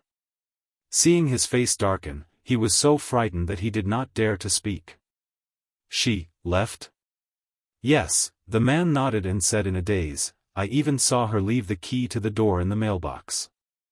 I don't know what's wrong with Xiaomeng. She's always smiling, but when I saw her this morning, I saw her frowning for the first time. Her eyes were red as if she had been crying." "Who are you to her?" Mu Yanqing furrowed his brows. He could not be bothered to reply to him. Instead, he opened the mailbox beside the door and was shocked to see a key lying quietly beside a bottle of milk. His breathing suddenly quickened, and he slowly took out the key. However, he heard the man's nagging. "Xiaomeng's health hasn't been good recently. He's very sick. A while ago, he fainted at the door because of anemia. Fortunately, I discovered it in time and sent her to the hospital. The doctor said that she didn't pay attention to her nutrition during her pregnancy, which led to anemia during pregnancy." "Who are you to him?" Mu Yanqing turned to look at him and muttered, "I'm the child's father." "Are you her husband?" The man was quite surprised and stared blankly as he said, "Then why do I rarely see you here? I usually see little Meng alone. That day when I sent her to the hospital, I asked her if she wanted to contact the child's father. She refused to tell me and only said that she was very busy." "How busy was he?" He didn't take good care of his wife when she was pregnant. Mu Yancheng could not take it anymore. He picked up the key, opened the door, and entered the house. Chapter 23:14. He dialed Meng Qingshue's number again. A few seconds later, a phone rang from the sofa in the living room. Mu Yancheng was shocked. He loosened his grip on the phone and it fell to the ground with a thud. The black screen shattered. He walked over and picked up the phone from the sofa. He opened the messages and saw that there were 2 drafts. For some reason, they were not sent. Mu Yancheng's heart was empty and his expression was numb for a moment. He clicked on the text message and the words jumped out. His originally empty eyes suddenly focused. Yancheng, as you wish, I've aborted the child. This way, you can be at ease and pursue what you want. From now on, we're done. Everything you've given me is in the apartment. I've returned what I owed you, but I don't want you to return what you owe me. I'll just treat it as a dream between us. When I wake up from the dream, it's time to leave. Mu Yancheng, if love really exists in this world, you're probably the first and last person I've ever loved. If love really exists in this world, you're the only one I've ever loved. Mu Yancheng slumped on the sofa and looked up at the ceiling in a daze. Meng Qingshue's innocent face seemed to appear in front of his eyes. That year, for his birthday, she had meticulously prepared a sumptuous feast for him. After blowing out the candles together, she snuggled in his arms and asked coquettishly, Yancheng, can we be together forever? We won't be apart for the rest of our lives. He nodded absent-mindedly. Meng Qingxue was not very satisfied with this perfunctory answer. What's with the You're patronizing me again. He smiled and scratched her nose. Okay, we'll be together forever and never be apart for the rest of our lives. She smiled. Her eyes seemed to hide countless stars, bright and moving. You'll have to keep your word. If you let me down. What will happen if I let you down? He asked. She snorted and said, if you let me down, I won't want you anymore. I'll leave you and go to a place where you won't be able to find me. I'll never see you again. This willful answer made him burst out laughing. So heartless? Yes. Meng Qingxue nodded heavily. He hugged her and said gently, little liar, you can't leave me. Why? If you leave me, where can you go? In this lifetime, you can only stay by my side forever. After a pause, he added, you need me. When Meng Qingxue heard this, she was a little unwilling. She raised her head and asked carefully, then, do you need me? She asked stubbornly, will you be sad without me? Mu Yancheng covered his face with his trembling hands. His face was expressionless, but the tears that dripped from between his fingers silently betrayed him. Tick-tock, her tears fell onto the screen and she fainted. Yes. He needed her. Airport, waiting room. Meng Qingxue sat in her seat, holding a photo in her hand. She kept rubbing it, but she couldn't stop her tears. Drop by drop, they fell on the photo, smudging a corner. That was the only photo they took, and it was taken in the mall. It was a selfie. She pestered him relentlessly before he agreed to go into the small studio with her and take that one photo. Chapter 23:15. She gripped the corner of the photo tightly and cried pitifully. Dear passengers flying from the capital to Haining, please take note that your flight CA0003 is about to take off. Please bring your belongings, present your boarding pass, and prepare to board the plane at Gate 3. We wish you a pleasant journey. Thank you. Meng Qingxue bit her lower lip hard when she heard the boarding announcement. Reluctantly, she stood up and walked to the dustbin. With tears in her eyes, she pretended to throw the photos into the bin. She turned around, dragged her luggage, and walked toward the boarding gate like a zombie. At the Song residence. When Jiang Qimeng and Song Enya returned, both mother and daughter had different expressions on their faces. The two walked into the bedroom and closed the door. Song Enya turned around and asked worriedly, "Mom, what's wrong?" Jiang Qimeng looked at her with concern and suddenly asked worriedly, "Did the plan go smoothly last night?" "Yes." "Did you do a clean job? He didn't find out anything fishy about you, did he?" Song Enya nodded. "He did as you said. He was unconscious after taking the medicine yesterday. In addition, he drank so much that he was already unconscious. Even if there were any mistakes, he wouldn't have found out." Jiang Qimeng nodded. Just as she was relieved, Song Enya asked helplessly, "But, will Mu Yanqing marry me?" "That might not be the case now. But if you're pregnant with his child, it'll be different. When the time is right, tell him that you're pregnant with his child. Then, it won't be up to him to decide on the marriage. If it really doesn't work, you can take it to the muse. He won't be in the right." Jiang Qimeng smiled smugly. "Don't worry. Just wait patiently and Mu Yanqing will marry you as the young mistress of the Mu family." Song Enya interrupted her anxiously. "But, Mom, I'm already 6 weeks pregnant. Although the child in my stomach is Mu Yanqing's, it's already a month old. What if we can't hide it then?" "So what?" Jiang Qimeng did not think much of it. "When the child is full term, just say that it's premature. Besides, by then, you'll be married. It's not important how this child came about. What's important is that this child is Mu Yanqing's. It has his blood and it's your child. That's enough." Song Enya still had some concerns and hesitated to speak. Jiang Qimeng walked to her side and sat down. Patting her shoulder gently, she comforted her. "What else are you worried about? Tell me." Chapter 23:16. Jiang Qimeng smiled and said earnestly, "Even if he doesn't become the head of the family, he's still a good choice to marry into." After a pause, she continued, "Think about it. Although he's a concubine's son, the Mu family is so big, and there are so many concubines' children. Why did Mu Linfeng choose him? This proved that the man, who was able to make a name for himself in such a dangerous place despite looking like a nobody, must be quite capable.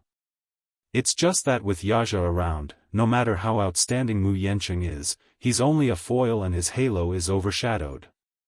Mu Yanqing is still capable.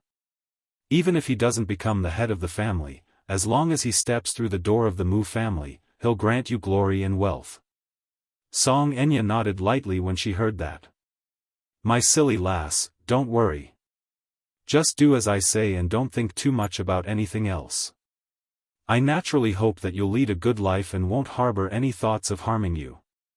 Hearing her mother's words, Song Enya's last bit of worry was relieved. She climbed into bed and covered herself with the blanket. When Jiang Qimeng saw this, she hurriedly rolled up the blanket for her. "Sleep for a while.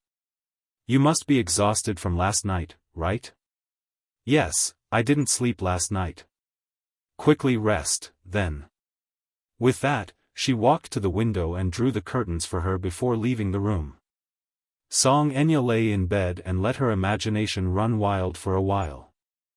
Soon, she could not resist the sleepiness and fell asleep. The Maldives was warm all year round.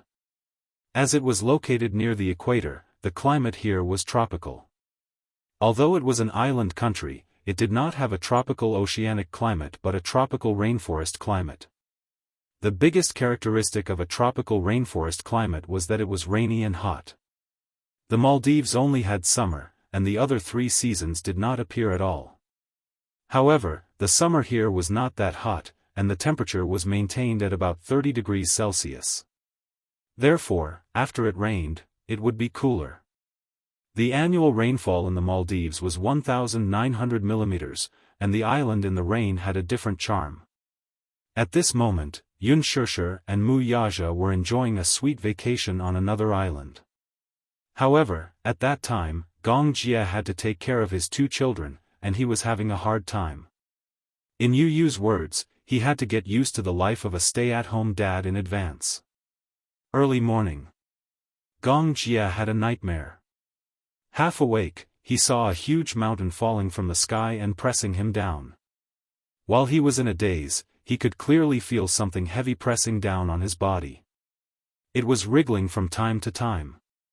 Unable to bear the pressure, he was jolted awake from his dream.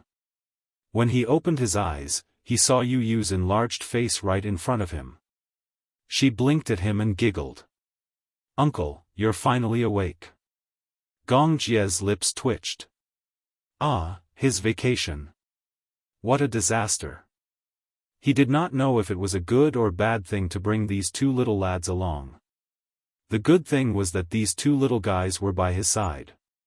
When he brought them to play on the island, no annoying women came up to talk to him. It was not that he did not like women. It was just that he did not like women he was not interested in. However, the bad thing was. Chapter 23:17. Uncle, I'm so hungry. How long are you going to sleep for before you bring us to eat something nice? Xiao Yichen lay limply on the edge of the bed and grumbled pitifully. It turned out that he wanted him to bring them to look for food. Gong Jia covered his face helplessly. The veins on his forehead were bulging. Please. What time was it? Moreover, the hotel had prepared food. They could go straight to the restaurant. Yu Yu glared at him as if she had guessed what he was thinking. She said expressionlessly, "Uncle, this hotel doesn't provide Chinese food." "What time is it?" Yu Yu reminded him, "It's already 10:30. Hurry up and get up. Bring us to look for food." Yu Yu threw a pillow at his face. Gong Jia didn't even have the strength to push the pillow away. Why did he feel like he was an eagle? Early in the morning, Yu Yu and Xiao Yichen were like two little eagles, surrounding him and asking him to look for food. In his imagination, he would hold hands with Yun Shishir, walk on the beach, and play in the sea. But now, it was gone forever. Gong Jia furrowed his brows as he lay on the bed listlessly. Yesterday, after he finally managed to get the two little guys to sleep, he was in a rare mood. He went to the bar on the island and drank a few glasses of imported wine. When he returned to the hotel, he slept until now. He could hold his liquor, but after drinking, he would sleep for a long time. In addition, he was jet-lagged recently. Therefore, he was sleepy and lethargic. It was hard to take care of children, especially these two energetic little guys. They seemed to have endless energy. After playing with them for an entire day, he was so tired that he almost collapsed. He wanted to cry but had no tears. Gong Jia began to consider if he should just leave the two lads on this island and escape from this place. No. If he did that, he would be hunted down by his sister with a rolling pin. Gong Jia shuddered at the thought of that. Just as he was feeling melancholy, wow. Xiao Yichen, come and take a look. Just as he was struggling to open his eyes, Yu Yu, who was lying on top of him, summoned Xiao Yichen as if she had discovered a new continent. Xiao Yichen crawled onto the bed and leaned over. What? What? What is it? Look at Uncle's. Wow, it's so big. Where? Wow. Really. It's huge. Gong Jia was confused. He hugged his pillow and couldn't see where Yu Yu was looking at. However, the next second, he felt a pair of small hands pulling down his boxers. A certain part of his body was exposed and he heard Yu Yu exclaim in surprise, "Wow! Amazing!" Xiao Yichen said enviously, "Uncle's is very big too. Is it as big as Daddy?" That sounds about right. Anyway, it's bigger than mine. Uncle's is so firm. Gong Jia finally understood what the two little guys were studying while lying on top of him. Just as he was about to sit up, Xiao Yichen happened to sit on his chest and pushed him back down. Yu Yu, do you think we can be like Daddy and Uncle when we grow up? Yu Yu said airily, "How would I know?" Chapter 23:18. Xiao Yichen also touched it out of curiosity. It's hot. Two hooligans. Gong Jie's face burned with anger. He gritted his teeth and said, "You two idiots, get off of me." Xiao Yichen turned around and covered his mouth with an irritating expression. He snickered and said, "Uncle, it's so early in the morning, but you seem to be very energetic." Gong Jie's face burned even hotter. He clenched his fists tightly and resisted the urge to hit him. He said, "Get off of me. Uncle is angry." Yu snickered and obediently pulled up Gong Jie's pants. He patted him gently with his little hands and said comfortingly, "Okay, okay. We won't study it anymore. We're just curious." Gong Jie was speechless. Little brat. He deserved a beating. Xiao Yichen didn't get off the bed. Instead, he leaned back and lay on Gong Jie's body. He stretched out his limbs and said contentedly, Lying on Uncle's body is so comfortable." Yu chuckled when he saw this. Then, he pounced on Xiao Yichen. Gong Jie felt as if he was being pressed down by a jack. He was about to be flattened. The three of them were stacked on top of each other like a human pyramid. Xiao Yichen was on top of Gong Jie, while Yu was on top of Xiao Yichen. The two little guys were playing around on top of Gong Jie. Gong Jie was about to cry. "Sister, save me." It was already past 11:00 when he finally managed to get rid of the two little guys. After Gong Jie's outburst, Yu and Xiao Yichen learned their lesson and promised repeatedly that they wouldn't mess with him anymore. Gong Jie threatened, "If you continue to mess around, I'll throw the two of you into the sea." Yu said confidently, "Uncle, you're murdering your own nephews." "So what?" Gong Jie stood with his arms crossed and raised his eyebrows coldly. Yu said evilly, "But we're not afraid. If Mommy finds out, she'll definitely throw you into the sea too." Gong Jie, he even knew how to threaten others. Forget it. He didn't want to lower himself to the level of these two little things. Therefore, after tidying up, Gong Jie took the two little guys to look for food. On this island, there was a very famous underwater restaurant called Itha Undersea Restaurant, which meant pearl in the local language. The restaurant was located 6 meters below sea level. The exterior was made of transparent plexiglass, and the walls and roof were made of water-resistant and transparent acrylic materials. Under the warm seawater, the restaurant was surrounded by colorful coral reefs. Various marine life shuttled back and forth between the coral reefs. Dining in such a restaurant under the sea was romantic and sentimental. However, the restaurant wasn't big. It could only accommodate 12 people at the same time. Moreover, it only provided lunch and dinner from 11 p.m. to midnight. Reservations were required 2 weeks in advance. However, Gong Jie naturally didn't need to make a reservation. There was always a seat in the restaurant reserved for him. After passing through the wooden walkway and walking down a few steps, they saw 6 tables. Each table could only seat 2 adults. Gong Jie and the 2 little guys were just right. As soon as they entered the restaurant, Yu and Xiao Yichen were attracted by the unique style of the restaurant. They sat at the table and didn't have the mood to order food. Instead, they leaned against the glass and looked at the tropical fish swimming around outside. It was so interesting. Chapter 23:19. It was indeed very interesting to enjoy the colorful underwater world while eating. The restaurant was expensive to build, so it was not cheap to eat in it. A filet mignon cost $200. Gong Jie saw them leaning against the glass and called out to them a few times, but they ignored him. He had no choice but to order steak and a snack platter for them. At the side, little Yichen began to study the restaurant seriously. Yu, the water pressure in the sea is so high. Do you think the glass will break after a while? No. Although this restaurant is not built in the deep sea, the turbulence in the sea is still very strong. However, the designer must have considered this problem when building this restaurant. Therefore, the materials used must be strong and resistant to water pressure. Xiao Yichen nodded as if he understood. He looked at Yu Yu with a pair of starry eyes. Yu Yu, you know a lot. Did you learn all this from reading books? Please, this is common knowledge. Investing in a restaurant like this underwater must have taken into account many risks. Gong Jia was speechless. It was said that children were lively and had endless energy. They were curious about everything. It was true. Yu Yu was not like this in the past. In the past, he had interacted with him on the internet. He gave off a mature vibe. It was a kind of composure that was hard to come by even for an adult.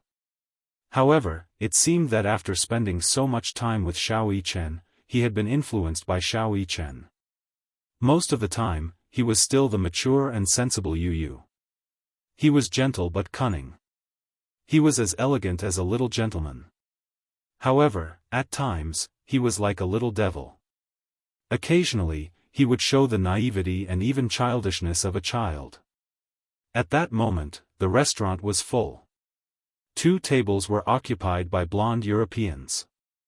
Judging from their facial features, they seemed to be of Dutch descent. Another table was occupied by a customer who spoke with a strong British accent. The other 2 tables were occupied by Asians. It was unknown which country they were from. It was the peak tourist season. Many countries were on holiday. Some people took the opportunity to fly to the Maldives for a vacation. There were also some who chose the Maldives for their honeymoon. They looked in the direction of Yu Yu and Xiao Yichen in surprise. The 2 little guys were mischievous, cute, and silly. Their tender little faces attracted a lot of attention. Looking at Gong Jia, who was sitting at the side, she naturally assumed that the twins were his sons. Such a young stay-at-home dad. The most important thing was that he looked so sexy. His silver hair, which contrasted with his snow-white skin. Although the Europeans appreciated wheat-colored skin, they were also attracted by his handsome appearance.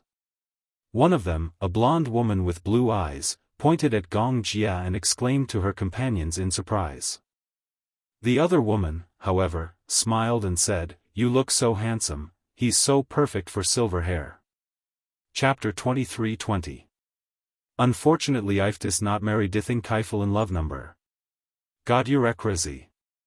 You know I can trasista handsomen. The conversation between the 2 women fell into Yu Yu's ears. He turned around, glanced at them, and snickered. Xiao Yichen noticed his strange expression and asked curiously, "What's wrong? Do you see the 2 women at the table over there?" Yu Yu pointed. Xiao Yichen looked in the direction he was pointing and coincidentally met the gazes of the 2 women. The 2 blonde women greeted him in a friendly manner. "Hi." "Hi." Xiao Yichen shyly retracted his head. He wasn't fluent in English and only knew the basics. However, Yu Yu was different. Just now, he had heard every single word of the conversation between the women. They were secretly talking about Uncle just now. Yu Yu snickered. Gong Jia looked up and raised his eyebrows in confusion. "What's wrong? Uncle, didn't you hear them? They were talking about you just now." "Oh." Gong Jia casually flipped through the magazine on the table, but he didn't seem to care. "What did they say?" "They thought that we were your sons. They even said that if you weren't married, they would have taken the initiative and started a romantic relationship on this island." Xiao Yichen opened his mouth in shock. "Wow, so bold." Yu Yu imitated the extremely affectionate expressions of the women from just now and said, "You know, I can't resist handsome men." After he finished speaking, he sized up Gong Jia's handsome face. "Uncle, I didn't expect you to attract so many women." Gong Jia retorted expressionlessly, "If being handsome and sexy is a sin, then I can't be forgiven." Ugh.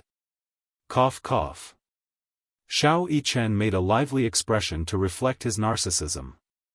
Gong Jia glared at him. "Isn't this the truth?" Xiao Yichen said truthfully, "Uncle, men should be more reserved and not be too narcissistic. Look at me, I'm so cute at such a young age. Do I talk about it as often as you do? I'm low-key, so I don't talk about it. Gong Jia was speechless. Shameless. He admitted defeat. Yu glanced coldly at the two of them and his lips twitched. Shameless. Yu smiled and said, "Uncle, don't think I don't know that you're using Xiao Yichen and me as a shield. But that's strange. Don't you look forward to a beautiful encounter on the island? A romantic encounter in the Maldives sounds great." In the 2 days since they arrived on the island, every time they appeared in bars or crowded places with Gong Jia, they could feel the hot gazes of the blonde, blue-eyed women with hot figures shooting at Gong Jia. Chapter 23-21. This abnormal reaction had once made him doubt his uncle's sexual orientation. He remembered one time when a sexy woman had mustered the courage to approach him. Gong Jia had immediately hugged the two little lads in his arms and replied in fluent English, "Sorry, I'm married." Xiao Yichen did not understand. Yu, however, understood. He was using them as a shield. As they joked around, the waiter served the dishes. Just as he placed the steak and some snacks on the table, the waiter conjured a red rose out of thin air and presented it to Gong Jia as if by magic. Gong Jia raised his eyebrows in confusion. The waiter bent over like a gentleman and pointed to the seat where the blonde woman had been sitting. He replied politely, "Honorable sir, this rose is a gift from the lady sitting at table 3. I hope you enjoy your meal." After he finished speaking, he left leisurely. Gong Jia, however, coldly placed the roses aside. Yu said, "Uncle, you're too cold. The lady appreciates you. Aren't you going to do anything?" Gong Jia replied, "I'm not interested in women." Xiao Yichen choked on his fruit juice. He widened his eyes in surprise as if he had seen an alien. Yu glanced at the rose and then looked at Gong Jia's cold expression. He said quietly, "Uncle, your reaction is very suspicious. I'm starting to wonder if you like men." Cough. This time, it was Gong Jia's turn to choke. He coughed lightly and took a napkin from the side to wipe his lips. He glared at him coldly. "Your uncle's sexual orientation is very normal. But you clearly said that you're not interested in women." "I don't like women with big breasts. I don't like women with big butts either." Yu said, "Most men like women with big breasts." "Oh? Is that so?" Gong Jia smiled arrogantly. "That's why I'm not a typical man." Yu suddenly asked evilly, "Oh, is it because you like Brother Hua Jin more than women?" Gong Jia's face froze. He looked up with a cold gaze. "Get lost." He touched a sore spot. Even now, he still felt uncomfortable when he recalled the situation that night. "I saw Uncle's ears turn red when he kissed Brother Hua Jin that night. He's obviously shy." The little lad's words were full of surprises, though. "Get lost." Gong Jia warned him with his gaze. If a person's gaze was truly lethal, the boy before him would have long been frozen into a popsicle. At the side, little Yichen's gossipy soul was instantly ignited. Uncle kissed Brother Hua Jin? Yeah. It's mouth to mouth. Xiao Yichen widened his eyes and exclaimed, "When did this happen? Why didn't I know about it?" Yu said, "That night, New Year's Eve. You went to bed early and we were playing cards. The loser had to be punished. After that, Gong Jia and Brother Hua Jin lost, so Daddy pranked them." After he said that, he didn't forget to tease Gong Jia. That night, Uncle kissed Brother Hua Jin a few times. Lips to lips, even your ears turned red. Gong Jia gritted his teeth. "Shut up." Yu laughed. Uncle, don't be shy. I'm very open-minded. I've never discriminated against gay people." Chapter 23-22. Gong Jia said angrily, "I'll repeat myself. I don't like men. He raised his voice slightly. Everyone in the restaurant stopped what they were doing and stopped talking. They were attracted by his angry declaration and looked over.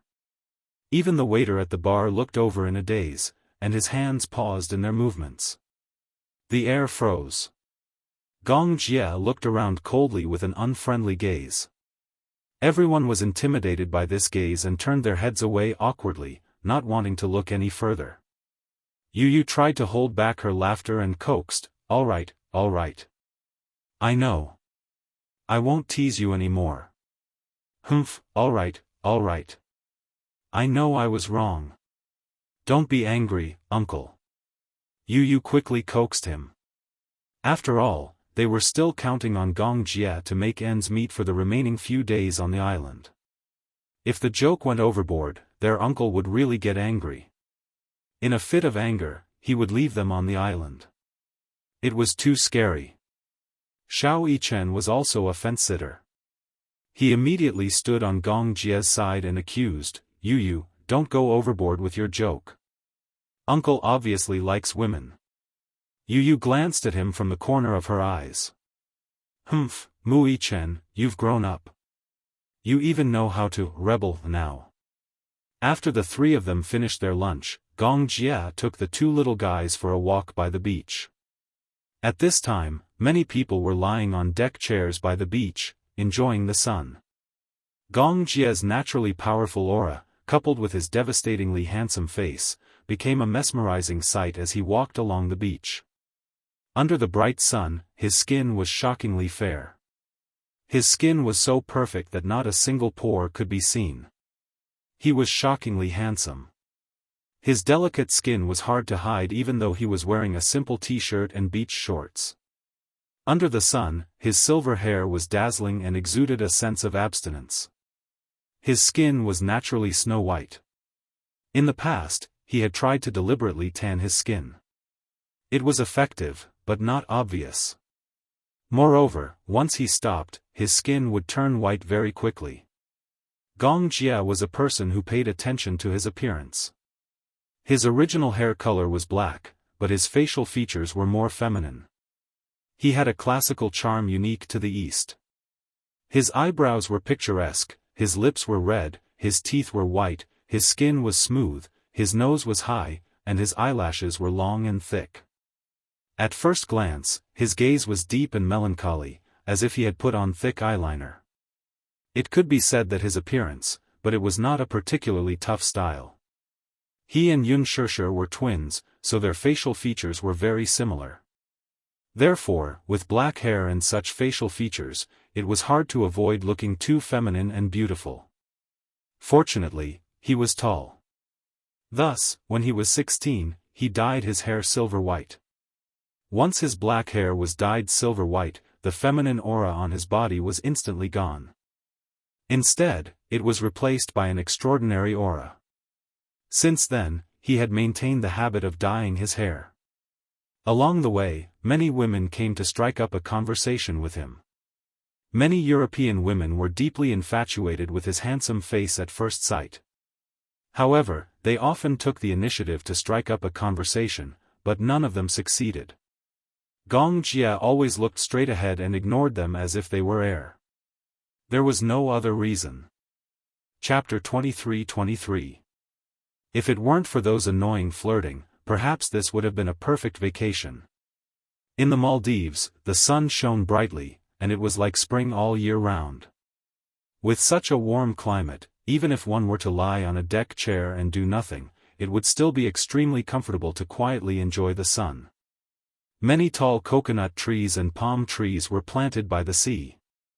The stones were piled up and stacked in different styles. On the shore, the sea was crystal clear with a breathtaking light blue color. The beautiful coral reefs were clearly visible. Blue sky and white clouds, a gentle breeze. Stepping on the soft sand was extremely comfortable. The scenery was as beautiful as a painting. The reason why Gong Jie bought an island here was to make it convenient for him to come here for a vacation. Usually, there was a lot of work in the Hurricane Group. He was originally in charge of all the affairs in the European market. However, some time ago, after he took over half of the affairs in the African market, the pressure was overwhelming. The flames of war in Africa were incessant and frequent, and orders were increasing day by day. He flew all over the world. Every day when he woke up, he was either flying in the sky or floating on the sea. Because of the advantage of freight, orders for arms were often transported by cargo ships. Generally speaking, there were many ways to transport arms. Cargo planes, large trucks, cargo ships. However, cargo planes did not carry a lot of cargo, and the passage of cargo planes was often very cumbersome. Cargo ships could carry a lot of cargo, and there were ports all over the world. Therefore, he often sailed on the sea for many years. He still remembered one time, when he led a cargo ship through the Indian Ocean, they encountered a group of pirates and engaged in a fierce exchange of fire. This group of pirates had a lot of people. They were the pirates of the Indian Ocean. They were notorious for committing all kinds of crimes. When they encountered a cargo ship passing by, they would forcibly stop it, board the ship, rob, and indiscriminately kill the innocent. Many cargo ships encountered this group of bandits, but most of them were useless. In the end, the only result was that the captain and sailors on the ship were all killed and their bodies thrown into the sea. The cargo ship was directly hijacked by the pirates. Later, these pirates became more and more rampant, and their notoriety spread far and wide. Many cargo companies were terrified and most of them avoided this route. Gong Jia was fearless. What a joke! How could the cargo ships of those cargo companies compare to his cargo ship? The cargo ship was full of arms, and the entire cargo ship was equipped with anti-aircraft guns, rocket launchers, and torpedoes. Whoever dared to stop it was courting death. As long as the cargo ship hung the flag of the Hurricane Group, no pirate dared to stop it. But that time, something happened. That time, the strong wind at sea blew the flag away. The cargo ship did not hang the flag, and the cargo ship passed through the Indian Ocean. Naturally, the pirates came to cause trouble. The two sides exchanged fire. Gong Jia killed every last one of the pirates, but due to the intense exchange of gunfire, some of the cargo ship's equipment malfunctioned, so they had no choice but to stop at an island not far away. This island was an uninhabited island in the Maldives. Gong Jia thought that the scenery here was pretty good and thought that it would be nice to come here for a vacation in the future. Thus, he bought the island and developed it into this scenic island after a series of developments. The uncle and nephew trio basked in the sun comfortably. Gong Jia was wearing sunglasses as he enjoyed this rare moment of tranquility. Chapter 23-24. Under the sunlight, a necklace on Gong Jia's collarbone was extremely eye-catching. It shone with a mesmerizing light. Yu noticed the pendant. He had always seen Gong Jia wearing this pendant. It never left his body. He thought that there must be a special meaning to it. Hence, he tiptoed over to Gong Jia's recliner. Seeing that he was wearing sunglasses, he did not know if he was sleeping or awake. Hence, he secretly lifted the pendant.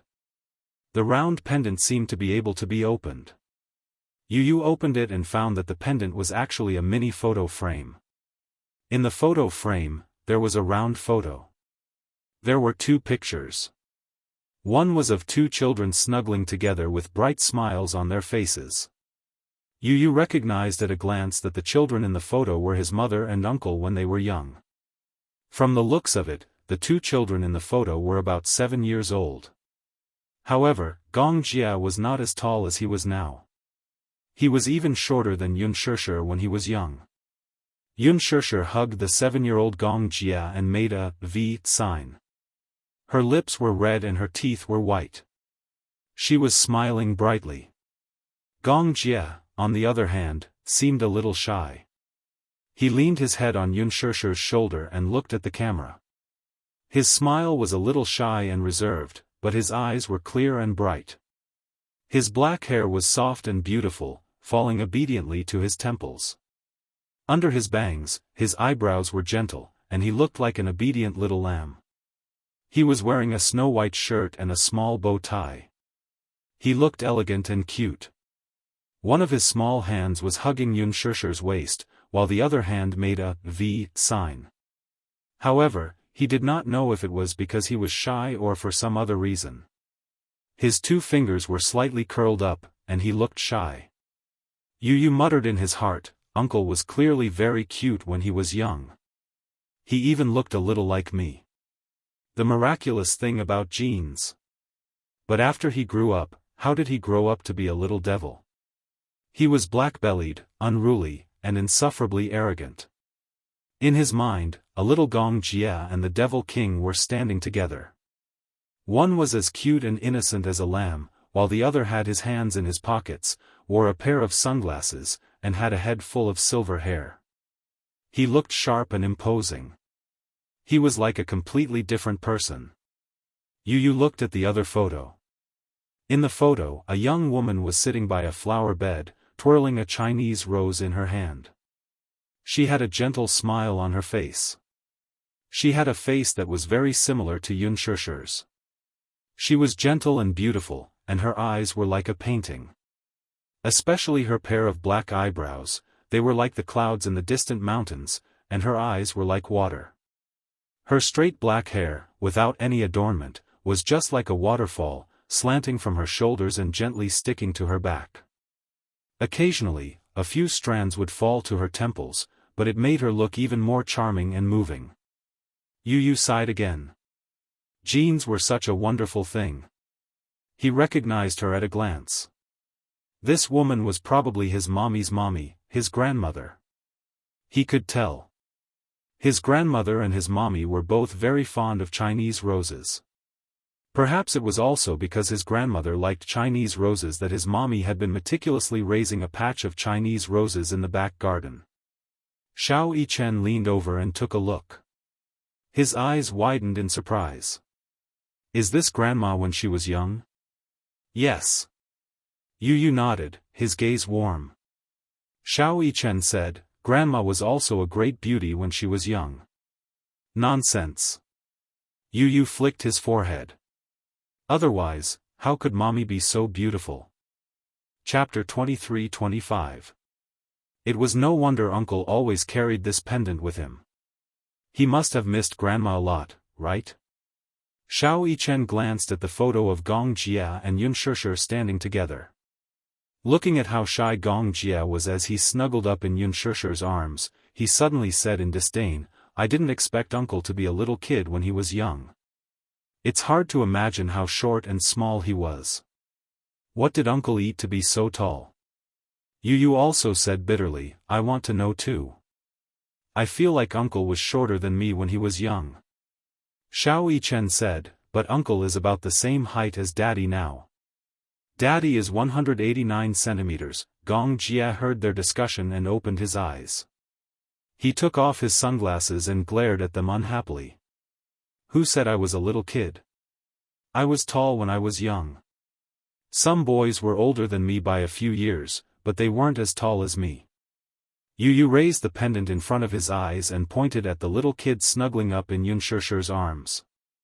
No matter how tall he wasn't as tall as Mommy.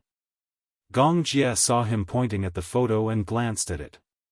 His face suddenly turned red and he coughed awkwardly. He was inexplicably shy. Yu didn't know whether to laugh or cry. Uncle, why are you so shy for no reason? Xiao Yichen added, because he got slapped in the face for bragging. He kept saying that he was tall when he was young, but in the photo, he was clearly much shorter than Mommy. Gong Jia muttered, that short one isn't me. Yu said, huh? Xiao Yichen was also shocked and stared blankly. He said noisily, if it wasn't you, then who was it? Could it be Mommy? Gong Jia's expression was a little strange. He looked away awkwardly and said helplessly, yeah, the one with short hair is your Mommy. Yu and Xiao Yichen heard this and their little mouths formed an O shape. Disbelief was written all over their faces. Yu said in a daze, then, the one with the pigtails is you? Xiao Yichen said in disbelief. Gong Jia closed his eyes and admitted reluctantly, yeah. It's me.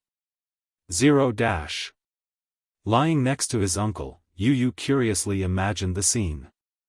In her mind, little Gong Jia secretly took out a dress from Yunshi's wardrobe and put it on. He compared it in front of the mirror, then climbed onto his grandmother's dressing table and clumsily smeared lipstick on his mouth. Goosebumps rose all over Yu's body. Pervert. No wonder. No wonder he wasn't interested in women. Yu was speechless. So uncle was a transvestite when he was young. Xiao Yichen stabbed him again. Pervert. Gong Jia said innocently, humph. How is that possible? I've never liked to wear dresses, but, at that time, I had no choice. In the photo, the kid with the pigtails and the bright smile was Gong Jia. This photo was taken when he and Yunshi were 7 years old. At that time, Yunshi had always dressed him up as a girl. It wasn't a bad taste. Speaking of which, it brought back a bitter but happy memory. At that time, Mu Qingqing left the Mu family pregnant and only had a small amount of cash on her. Chapter 23-26. Her work was tough, and she had to leave early and return late at night. Once, she was so exhausted that she almost had a miscarriage. She gritted her teeth and had to take several injections to prevent miscarriage. Only then did she manage to keep her 2 children. From then on, she did not dare to work too hard. Seeing that she was pitiful, the hair salon's boss reduced the intensity of his work. Perhaps, he was interested in her. After all, a young and beautiful woman, who was alone, could not resist a man's lust even though she was pregnant. A few months later, Mu Qingqing gave birth to twins. In the ward, the hair salon's boss diligently served her tea and water. Later, he even held her hand and confessed to her that he wanted to marry her as his concubine. Of course, Mu Qingqing wouldn't agree. Hence, the hair salon's boss had a rush of blood and went home to divorce his wife. In the end, while she was still in confinement, the hair salon's lady boss came to her rented house and broke everything in it. She hardened her heart and left that small county with her 2 children, who were not even a month old. It was hard to imagine how tough life must be for a widow and an orphan. As she did not do a good job during her confinement, her health deteriorated rapidly. She was short of money after giving birth, so she went to work at a nightclub. With her sweet singing, she was able to feed herself. However, she was inevitably disturbed by all kinds of men when she was in a place of debauchery. There were CEOs and ordinary salarymen. Most of them were nouveau riche who had been demolished. This was nothing much, though. In those few years, Mu Sheng had never given up on searching for her. In order to avoid the Mu family's eyes, she had moved from city to city. If she were to count, the number of times she had moved was no less than the number of times she had moved with both hands. For as long as he could remember, Gong Jia's deepest memory of his childhood was the life of a vagrant. Often, not long after settling down in one city, he would move to another as if he were fleeing from a disaster. His impression of his home was too vague. He vaguely remembered one time when he and Yunshi were woken up in the middle of the night. Mu Qingqing carried them in her arms without a care for anything else. She left everything behind and hurriedly left with only her documents and the little cash she had. At that time, they had only moved to this city for 3 months. Because they had just moved, other than a bed, there were a lot of small appliances and daily necessities in the rented apartment, which was a temporary addition. Naturally, they were not new. Mu Qingqing had brought them to the second-hand market to get them. The table lamp's current was unstable and would flicker from time to time. The black and white TV with a big belly, if one did not tap on the back. At that time, Mu Qingqing lived frugally. She bought fresh vegetables from the market in the morning and gave them to the children. She, on the other hand, would go to the market in the evening. When it was about to close, she would buy the stale vegetables that the vendors didn't want. She would come back and copy them. Then, she would eat with relish what the children ate in the morning. In 3 years, Mu Qingqing had lost a lot of weight. And that night, he didn't know what had happened. As if being hunted down, Mu Qingqing carried them, abandoned everything in the rented house, boarded a long-distance bus overnight and left in a hurry. Chapter 23-27. That was what he and a few of his close friends had saved up after selling mineral water bottles, discarded cardboard boxes, and advertising paper. He had always wanted to buy a pair of beautiful high heels for his mother when he had enough money. At that time, a pair of high heels cost 30 yuan. He had saved more than 5 yuan. At that time, this was probably all he had. The young Yunshishi, on the other hand, could only helplessly hug him with teary eyes. The books, pencils, and pretty dresses her mother had bought for her. Even though they were bought cheaply from the market, they still looked beautiful on her. Shao Jie circled around her and exclaimed, "Sister is like a fairy." Like a fairy. However, they had left in such a hurry that the clothes were left behind in the rented house. "Mommy, why did we run away?" The young Gong Jia asked, perplexed. Mu Qingqing only said, "Because, that person came looking for us." "Is he a bad guy?" "Yes. He's a big bad guy." "What about Daddy?" The Gong Jia cautiously mentioned this title. "When exactly will Daddy come looking for us?" As soon as he finished speaking, he saw that her eyes were sparkling and tears were flowing down her cheeks. Frightened, he quickly wiped them away with his small hands. From then on, he did not dare to mention this heart-wrenching name again. After that, Mu Qingqing brought them to a very remote village to settle down. It was a remote place more than 1,000 kilometers away from the capital. Because it was a rural area, the development was backward, and even the telephone was not popularized. There was only a public telephone in a small shop, and it cost 10 cents to make a call. This village was called Lihua Village, and they farmed for a living. Every family had dozens of acres of farmland. The villagers were mostly simple and honest. Most of them were self-sufficient. If they did not have enough, they would ride a tricycle to a faraway town to buy some. Mu Xing never found this place again. The village chief saw how pitiful Mu Qingqing was. She was a widow and an orphan. His heart ached for her, so he rented his backyard to them at a very low rent. It was 100 yuan a month.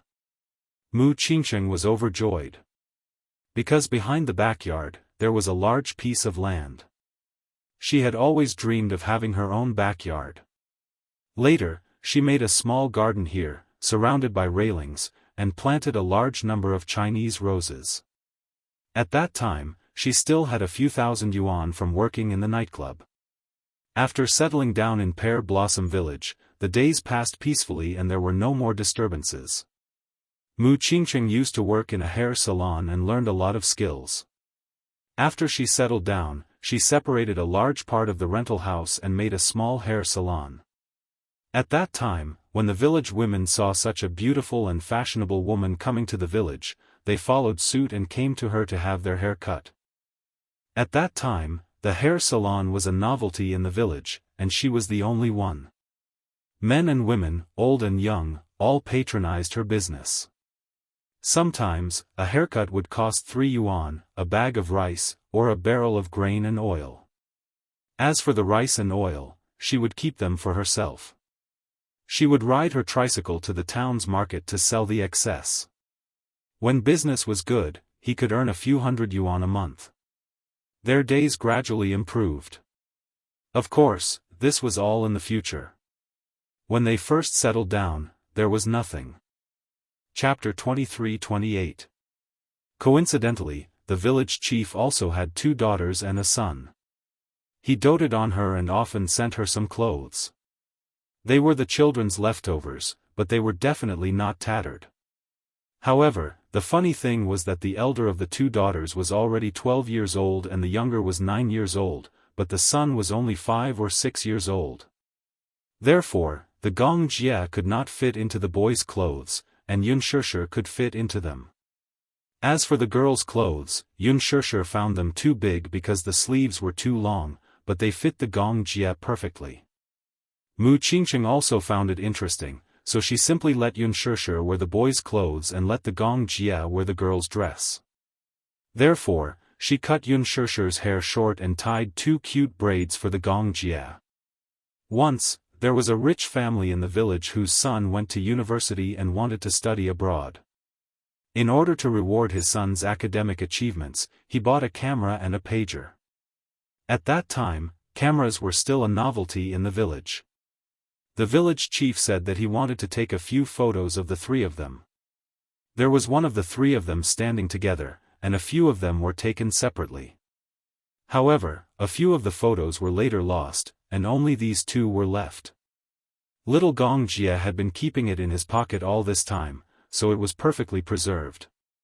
After returning to the Gong family, in order to commemorate his mother, he reduced the size of these 2 photos and embedded them in a pendant, which he always wore. This was probably the last thing he remembered about his mother. The Gong Jie came back to his senses from his memories and smiled sadly.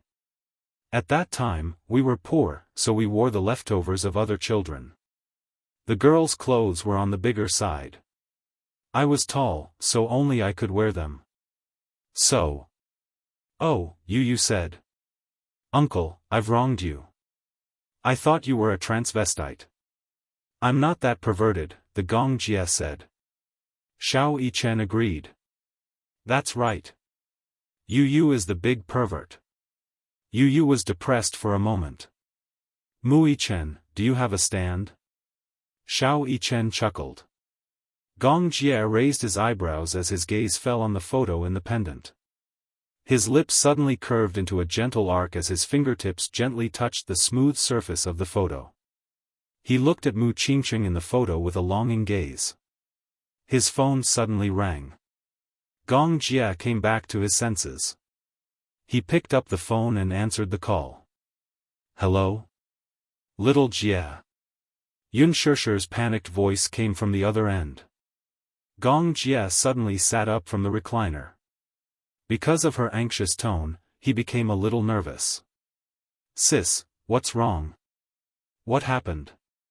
Where are you? I'm at a resort. I have to return home immediately. What about you? Are you coming back with me, or? What happened? Gong Jie was a little uneasy.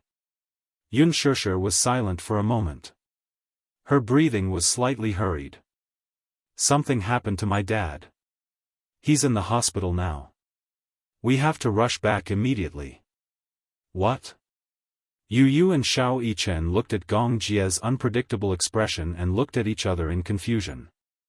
After he put down the phone, the 2 little guys fought to be the first to ask, what happened? Was it mommy on the phone? Gong Jie nodded and looked at them. Something happened to your grandpa.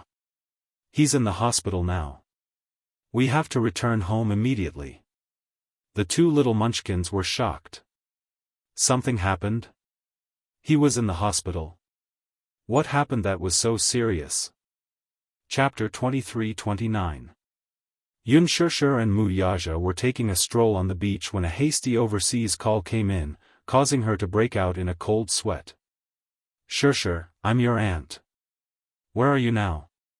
Yunshishir instinctively wanted to hang up the call when she heard that it was from her aunt. She no longer had a good impression of this woman, so her reply was unavoidably cold.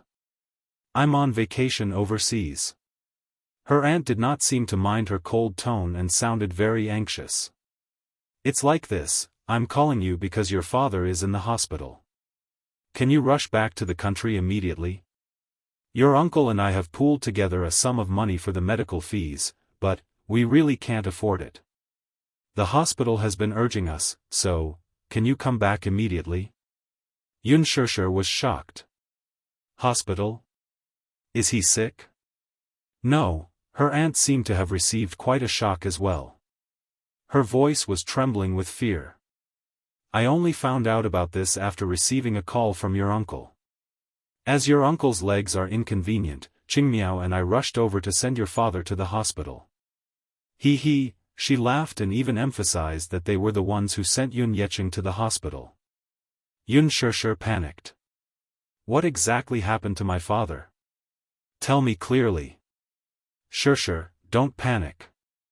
It's like this, your father was splashed with concentrated sulfuric acid on his way home from a night shift. He's still in the emergency room right now. I heard from the doctor that your father has many burns on his body. It seems that he was splashed with sulfuric acid head-on, especially on his face. His life is still in danger. Yun Shishir's breathing suddenly quickened. Sulfuric acid? And concentrated sulfuric acid at that? Who was it that was so ruthless? Her father was usually kind and never made enemies, so he did not offend anyone. Who on earth was so deranged to do such a vicious thing? Mu Yaja knew how serious this matter was. Without another word, he booked the earliest flight. After meeting up with Gong Jia, the 5 of them boarded the flight back to the country. As there were no direct flights to Beijing, they flew from the Maldives to Sea City and then back to Beijing. It was already 7:30 p.m. when they arrived in Beijing. It was rush hour now, so they wasted a lot of time on the way to the hospital by taxi. By the time they reached the hospital, Yun Yeqing was still in the operating theater. Yun Shishir did not care about Gong Jia and Mu Yaja behind her. She squeezed into the elevator and went up to the floor where the operating theater was located. When she rushed over, she saw Xiangyu guarding outside the operating room while Yun Yeho was slumped on the side with a gloomy look on his face. Uncle. Shishir. When Yun Yeho saw Yun Shishir rushing back, he felt as if he had seen his savior and felt dizzy all of a sudden. Yun Shishir rushed over and glanced at the light above the operating theater. Operation in progress, she said in a daze. Dad hasn't come out of the operating theater yet? Just as Yun Yeho was about to speak, Xiangyu came up to him with tears streaming down her face. Shishir, you're finally here. Your father is still in danger. The doctor has only come out twice and told us to be mentally prepared. He could die at any time. Yun Shishir's face changed drastically when she heard that. Chapter 23:30. Xiangyu wanted to say something but hesitated when she heard that. Under her father's glare, she shrank to the side in grievance and kept quiet.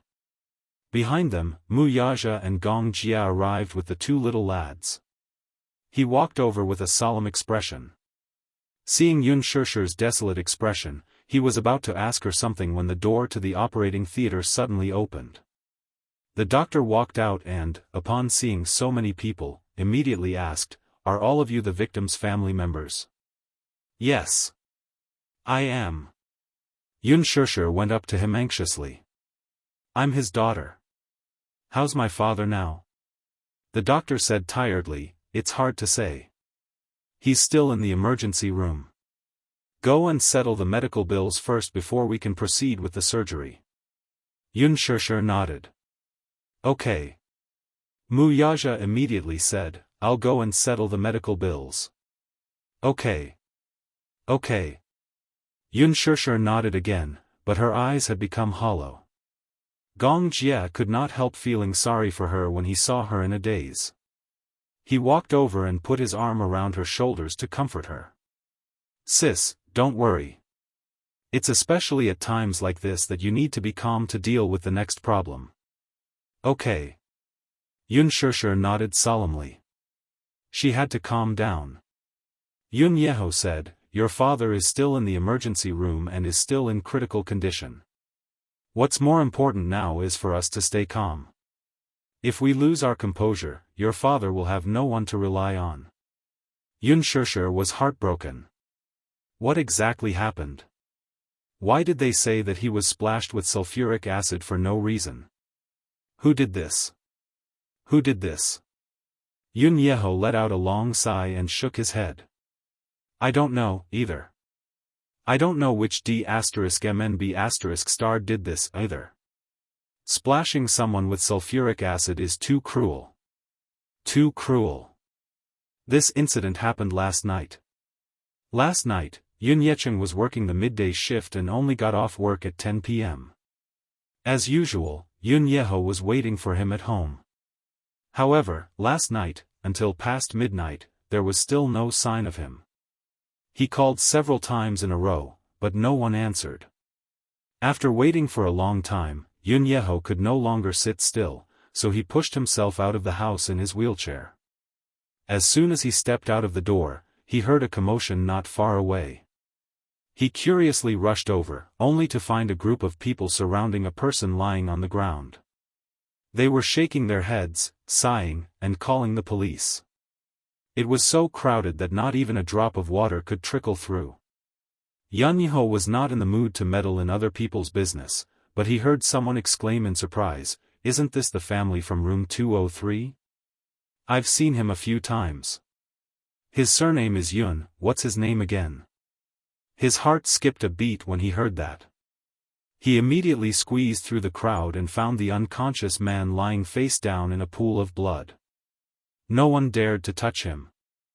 Some people said that the small bubbles around him were concentrated sulfuric acid. If they touched it, they would get burned. They had to wait for the police and ambulance to arrive. Yun Yeho's face turned as white as a sheet upon hearing that. Concentrated sulfuric acid? Trembling with fear, he took another look at the pool of blood on the ground and almost fainted from fright. Immediately, he cried for help in a panic. "This is my brother. This is my brother. Help. Quick, save him." Chapter 23:31. Yun Yeho, on the other hand, was so anxious that tears rolled down his cheeks. As he was lying on the ground, no one dared to touch him. No one knew whether he was dead or alive, so he could only sit in a wheelchair and worry helplessly. In the end, when the police arrived, the hospital informed them that the ambulance had met with an accident on the way. When it rains, it pours. Yun Yeho made a call to his wife, who rushed over with Qing Miao in tow. She arranged for her men to send him to a nearby first aid station. By the time the ambulance finally arrived, he was already on the brink of death. Yun Yeho glanced at Yun Yecheng. His face was badly mangled and unrecognizable due to the large area of burns. He was so frightened that he fainted once. By the time he woke up, his mother had accompanied him to the hospital.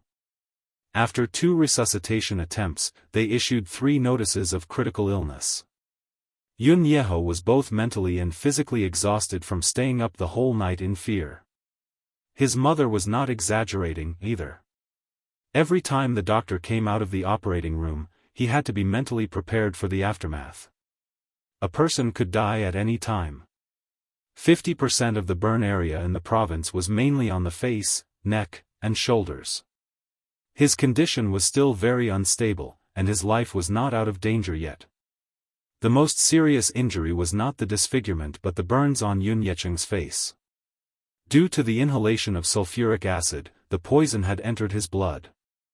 After all, the burned area was close to the trachea, so the chemical fumes from the burns could cause lung damage. Even though the tracheotomy had been done, he was still on a ventilator. Furthermore, his liver and kidney functions were damaged. His condition was not good. After entering the infection stage, it was all up to fate. The sulfuric acid had probably entered his mouth, but no one knew if it had burned his throat. The scary thing was that even if he managed to survive, he would still be in great pain for the rest of his life. Who did this? Yun Shishir stared at the operating lights with a cold expression. Who did this? Has the culprit been caught? Has he been arrested? Yun Yeho shook his head in despair and choked out, "And no, if this happened in the neighborhood, we should be able to catch the culprit through the surveillance cameras, right?" Yun Shishir asked agitatedly, "Dad doesn't have any enemies. Who could do such a cruel thing? When I found him, he was already like this. Until now, there has been no news from the police station. It was said that the police brought back a few people who were at the scene to record their statements, but when they called to ask, they did not get any results. The people who were there said that when they found your father, he was already lying on the ground. There was no one else around. Gong Jie frowned. Yu Yu and Xiao Yichen looked gloomy and worried that Yun Yecheng would not make it through this critical period. Xiang Yu whispered, the criminal must have escaped. This is intentional harm. How could someone who did such a thing stay at the scene? He must have fled long ago. Yun Shishir gritted her teeth and clenched her fists in anger. Damn it! Damn it! She squatted helplessly on the ground. Her heart was burning with anxiety, but she wanted to cry but had no tears. Shishir, don't worry. Let's wait for the doctor to come out first. Now, we can only wait and see the result. Chapter 23:32. Xiang Yu comforted her in the same way. Yun Shishir remained expressionless and did not react. At this moment, she could not hear any words of comfort as her mind was completely blank. Mu Yaja paid the medical bills. When he returned, he saw Yun Shishir sitting on the long bench with a forlorn expression. Her face was dull and lifeless. Gong Jie was beside her, holding her hand tightly and hugging her shoulders. Mu Yaja walked over and sat down beside her. When Gong Jie saw him, he said, "Brother-in-law, stay with her. I'll send Yu and Xiao Yichen home." Okay. Yu suddenly said, "I want to stay with mommy and wait for grandpa to come out of the operating theater." Xiao Yichen added, Me too. I don't want to go home. I want to be with mommy." Xiao Yichen did not have any feelings for Yun Yecheng, but when he saw his mommy in pain, he felt sorry for her and could not bear to leave. Mu Yaja said, "Then, you two sit here and be good." Okay. Time passed by slowly, second by second. Yun Shishir had never felt time pass so slowly before. Every hour felt like a century of torment. At dawn, the door to the operating theater finally opened. When Yun Shishir heard the door opening, she jumped up from the long bench and went up to the doctor worriedly. "Doctor. How is it? Is my dad okay?" The doctor removed his mask and sighed. His life is not in danger for now, but he hasn't passed the critical stage yet. He needs to be transferred to the intensive care unit for observation. His life could be in danger at any time. Yun Shishir opened her mouth and held her breath. She mumbled, "Is it that serious? I'm already very optimistic about the outcome." The doctor shook his head. "The burns are too serious. Because of the concentrated sulfuric acid, his face has been burned beyond recognition. His eyelids are gone, both sides of his nose are missing, his facial features are severely deformed, and his internal organs are damaged. We have already done our best to save him." Yun Shishir was stunned for a long time. She bit her lips hard and endured the pain in her heart. "Thank you, doctor." The surgery was open. A group of medical staff pushed the ward towards the elevator. A group of people rushed to the intensive care unit and saw a few nurses and doctors busying themselves. They could only stand outside the door and watch, not allowed to enter. Yun Shishir finally got a good look at Yun Yecheng's current state. Her eyes widened in shock as her breathing quickened. The man was lying on the bed. His face was charred black, and he was wearing a breathing tube. He was completely lifeless. Tubes were inserted all over his body. Occasionally, one could see his exposed skin covered with white ointment. One could imagine how tragic his appearance would be before the ointment was applied. Yun Shishir did not dare to think too deeply about the mangled state of his body. When Xiang Yu arrived with Yun Yeho in a wheelchair, the latter could not stop his tears from falling when he saw his father's unrecognizable appearance in the ward. "God bless him. He's still alive. God bless him." Xiang Yu comforted him. "Don't worry, Yeho. God blesses good people. He'll be fine." Finally, he said something reasonable. Although it sounded a little pretentious. Yun Yeho only glanced at her and did not say a word. Gong Jie said, "Sis, you go back and rest first. I'll stay and look after him." Yun stubbornly shook her head. No, I want to stay and look after him. Chapter 23:33. Gong Jia tried to persuade her. Mu Yaja added, if you're really worried, I'll stay here with you. Even if you're not tired, the kids are tired. If you keep holding on like this, the kids will be worried about you. Yun glanced at Yu and Xiao Yichen who were sitting at the side. She saw that they couldn't hide the heartache on their faces, so she nodded. I've already booked 2 rooms at the hotel next to the hospital. This is the room card. Gong Jia passed the room card to her. Yun took it and was still worried. If he wakes up or if there's any news, inform me immediately. Mu Yaja nodded and said, okay, don't worry. I'll go to the police station later to find out more about the situation. Yun was relieved. She held the hands of the 2 kids and walked away, looking back repeatedly. It was not until Yun and the 2 little kids disappeared at the end of the corridor that the smile on Gong Jia's face faded a little. He narrowed his eyes slightly. Suspicious, very suspicious. Huh? Mu Yaja glanced at him suspiciously. Gong Jia said, is there any news from the police station? Mu Yaja pondered for a moment. The preliminary suspicion is that it's a robbery. Robbery? Gong Jia sneered. What evidence do you have? Generally speaking, it's only when there are no clues that it's a robbery. Mu Yaja said expressionlessly, the efficiency of the police station is low. What kind of clues can they find in such a short time? I just sent someone to take a look at the scene. When they came back, they said that the police station didn't protect the scene in time. There was a heavy rain last night, so the evidence collection might be affected. Gong Jia commented coldly, what a good-for-nothing. Mu Yaja said, robbery. How could it be a robbery? I've never seen a robber carrying sulfuric acid. If it wasn't for some deep hatred, he wouldn't have crippled someone to this extent. Gong Jia added, we can only wait for uncle to wake up and ask him personally. Only then can we get some clues. I'm afraid it'll be difficult. Mu Yaja suddenly said. Gong Jia frowned in confusion. Difficult? What do you mean? Concentrated sulfuric acid, splashed all over his face. According to the doctor, he inhaled a lot of sulfuric acid. I don't know if there's any hope of him being able to speak in the future. The doctor said that Yun Yecheng had inhaled sulfuric acid and burned his vocal cords. There was little hope of him regaining his ability to speak in the future. How inhumane. Mu Yaja clenched his fists with lingering fear and said slowly, I'm worried that that person is after Shishir. She only implicated Yun Yecheng because she wanted to intimidate her. When Gong Jia heard this, he could not help but feel shocked. Does elder sister have any enemies?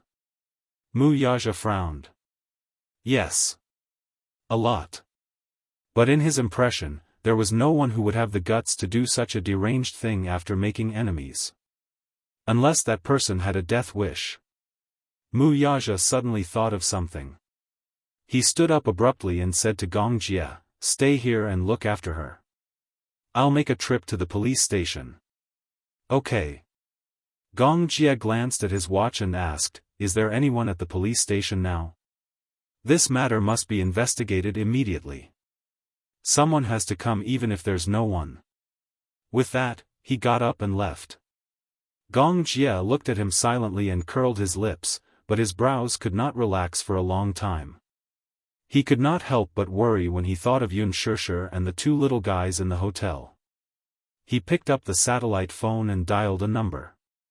Seville. Chapter 23:34. Yes, young Master Gong. Send a team to guard the E-Garden Hotel next to the Jinghan Fire and Burn Hospital. Understood. After hanging up the call, Gong Jia sat quietly with his arms crossed outside the ward's door. At the police station. Mu Yaja had made a call before he left. After expressing his intentions, the other party immediately said that they would pass on his message to the chief. When he arrived, he only sat for a short while before the bureau chief arrived, looking travel-worn. It was only 3:00 in the morning. The old bureau chief was still lying on his comfortable bed at home. When he heard that a big shot was coming to the police station to investigate a case, he immediately got up from his bed and rushed to the police station in 20 minutes.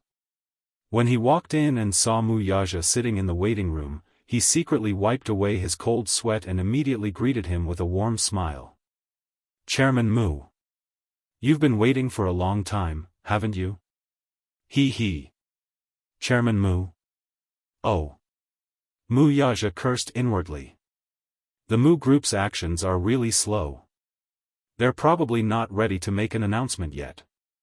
Therefore, the public barely knows that I've stepped down as the Mu family's head. Forget it.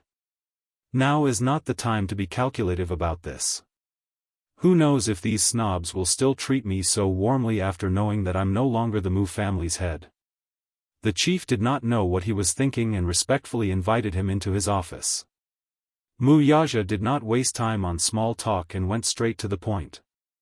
The chief was initially unaware of this case. He was busy with work and would not take on cases that were not huge. Just as Wuxia brought up the case and wanted to ask about its progress, the chief called to summon the team leader in charge of this case. The team leader had just entered the office when he was eagerly introduced by the chief. His face turned pale with fright. Initially, he thought that this might be an ordinary robbery case. He had investigated the scene before and found nothing suspicious. Moreover, the suspect had escaped, so they had lost all leads. Moreover, Xianxia was still in a critical condition and had yet to regain consciousness. Thus, they had to put the case aside for the time being. What he did not expect was that the family head of the victim was the rumored young CEO of the Mu family. He could not help but break out in cold sweat. Indeed, one could not judge a book by its cover. He thought that the victim was just an ordinary person. Who would have thought that he had such a big shot backing him? He found out that Xianxia worked in a factory and barely made a living with a salary of a few thousand yuan a month. If he was close to the Mu family, he would not have to suffer like this. Any job that the Mu family casually assigned to her would be a lucrative one. Thinking of this, the team leader broke out in cold sweat. "I'm sorry. If I knew that he was your relative, I wouldn't have neglected him." Wuxia waved his hand and asked bluntly, "You've been following this case, do you have any leads?" "There's no suspicious clue." Chapter 23:35. After a pause, he asked guiltily, "If I may ask, CEO Mu, is the victim awake now?" He said, "He just came out of the emergency room. He's still in critical condition." Then, Wuxia continued, "If you want to get clues from the victim, I'm afraid it'll be a little difficult. His vocal cords are burned, and his injuries are serious. It'll be difficult for him to speak. I'm afraid we'll have to wait a little longer. TSK. This is going to be difficult." "Difficult?" Wuxia said coldly, "The culprit has escaped. If we let him go, there may be a second or third victim. Shouldn't the most important thing now be to find the culprit and bring him to justice?" It sounds simple, but it's still difficult to execute. The police are not gods, after all. Plus, after the incident last night, there were many obstacles in collecting evidence. The clues were cut off, and we can't find anything even if we force ourselves to investigate. Wuxia's face became colder. The bureau chief coughed heavily and glared at him. The young captain then realized that his words were too rude, and he lowered his head helplessly. "Are there no surveillance cameras in the neighborhood?" "Yes." "Then why don't you get them?" The captain said helplessly, "There are surveillance cameras, but the neighborhood where the incident happened has been around for a long time. It was built in 1988, and now it's been a few decades. Many of the surveillance cameras have fallen into disrepair and are no longer functional. We also went to the property management to get the surveillance cameras. Other than the garage, the entrance, and some other important places with new cameras. The place where the incident happened to be in the blind spot of the surveillance cameras. We couldn't capture anything. The bureau chief pondered for a while, then suddenly said, "Time the victim was attacked, and get some of the surveillance footage from the entrance of the neighborhood. See if we can find any suspicious people coming in or out." The captain shook his head. "We planned to do that from the beginning. But after watching the surveillance for a few hours, we didn't see any suspicious people coming in or out." "How is that possible?" The bureau chief was shocked. "Can you get the surveillance footage of the victim coming in or out of the gate? See if there were any suspicious people following him in after he entered the neighborhood. Basically, we can confirm the suspect." The captain said, "The key is that we didn't see the victim coming in or out of the gate. Chief, there's a back door in this residential area. There's a garage at the back door. Many residents use the back door to enter and leave. The building where the victim lived was close to the back entrance, so I'm guessing that he probably entered the residential area from the back entrance. Then let's start from there and get the recording. There are no surveillance cameras at the back door." The bureau chief cursed in his heart. This criminal really knows how to pick a location. Could it be that before committing the crime, they had specially checked the neighborhood to see which places had surveillance cameras? The bureau chief furrowed his brows in frustration. Could it be that not a single witness was found? It was already very late when the incident happened. Moreover, the residential area in this area is near the industrial area. Because there are many foreigners nearby, there are very few people walking around in the middle of the night. We thought that there should at least be surveillance cameras in the garage, but when we got the footage, we couldn't capture the situation of people going in and out of the garage." Chapter 2336. The bureau chief suddenly knocked on the table and asked sternly, "Is it possible that it was a robbery?" The captain said hesitantly, "It's possible, but I've never seen or heard of such a ruthless crime. I've also never seen someone who would bring concentrated sulfuric acid to a robbery. Only those who seek revenge and cause trouble would do such a cruel thing." When the bureau chief heard this, he looked at Mu Yaja with a complicated expression and asked carefully, "CEO Mu, do you think this victim has any enemies?" The captain said, "I also suspect that it was revenge. It's just that we can't find any conclusive evidence in such a short time, so the case has been put on hold and it's hard to make any progress." Mu Yaja said expressionlessly, "I want to take a look at the surveillance cameras in the neighborhood." The captain immediately said, "I've copied all the intact surveillance footage into the laptop. If you want to take a look, you can take a look at it any time." The bureau chief immediately asked him to bring the laptop over. After the laptop was brought over, he pulled up dozens of surveillance footage. Mu Yaja sat in front of the laptop and stared at the screen intently. The timeline was pulled back from 10 p.m. to 1 p.m. when the incident happened, and the footage was fast-forwarded at x4 times. The neighborhood was indeed a little old as many residents owed property fees. Half of the property had already collapsed, leaving only an empty shell with a security booth guarding it. Over the years, there had been a problem with public security. Other than theft, there were also frequent robberies.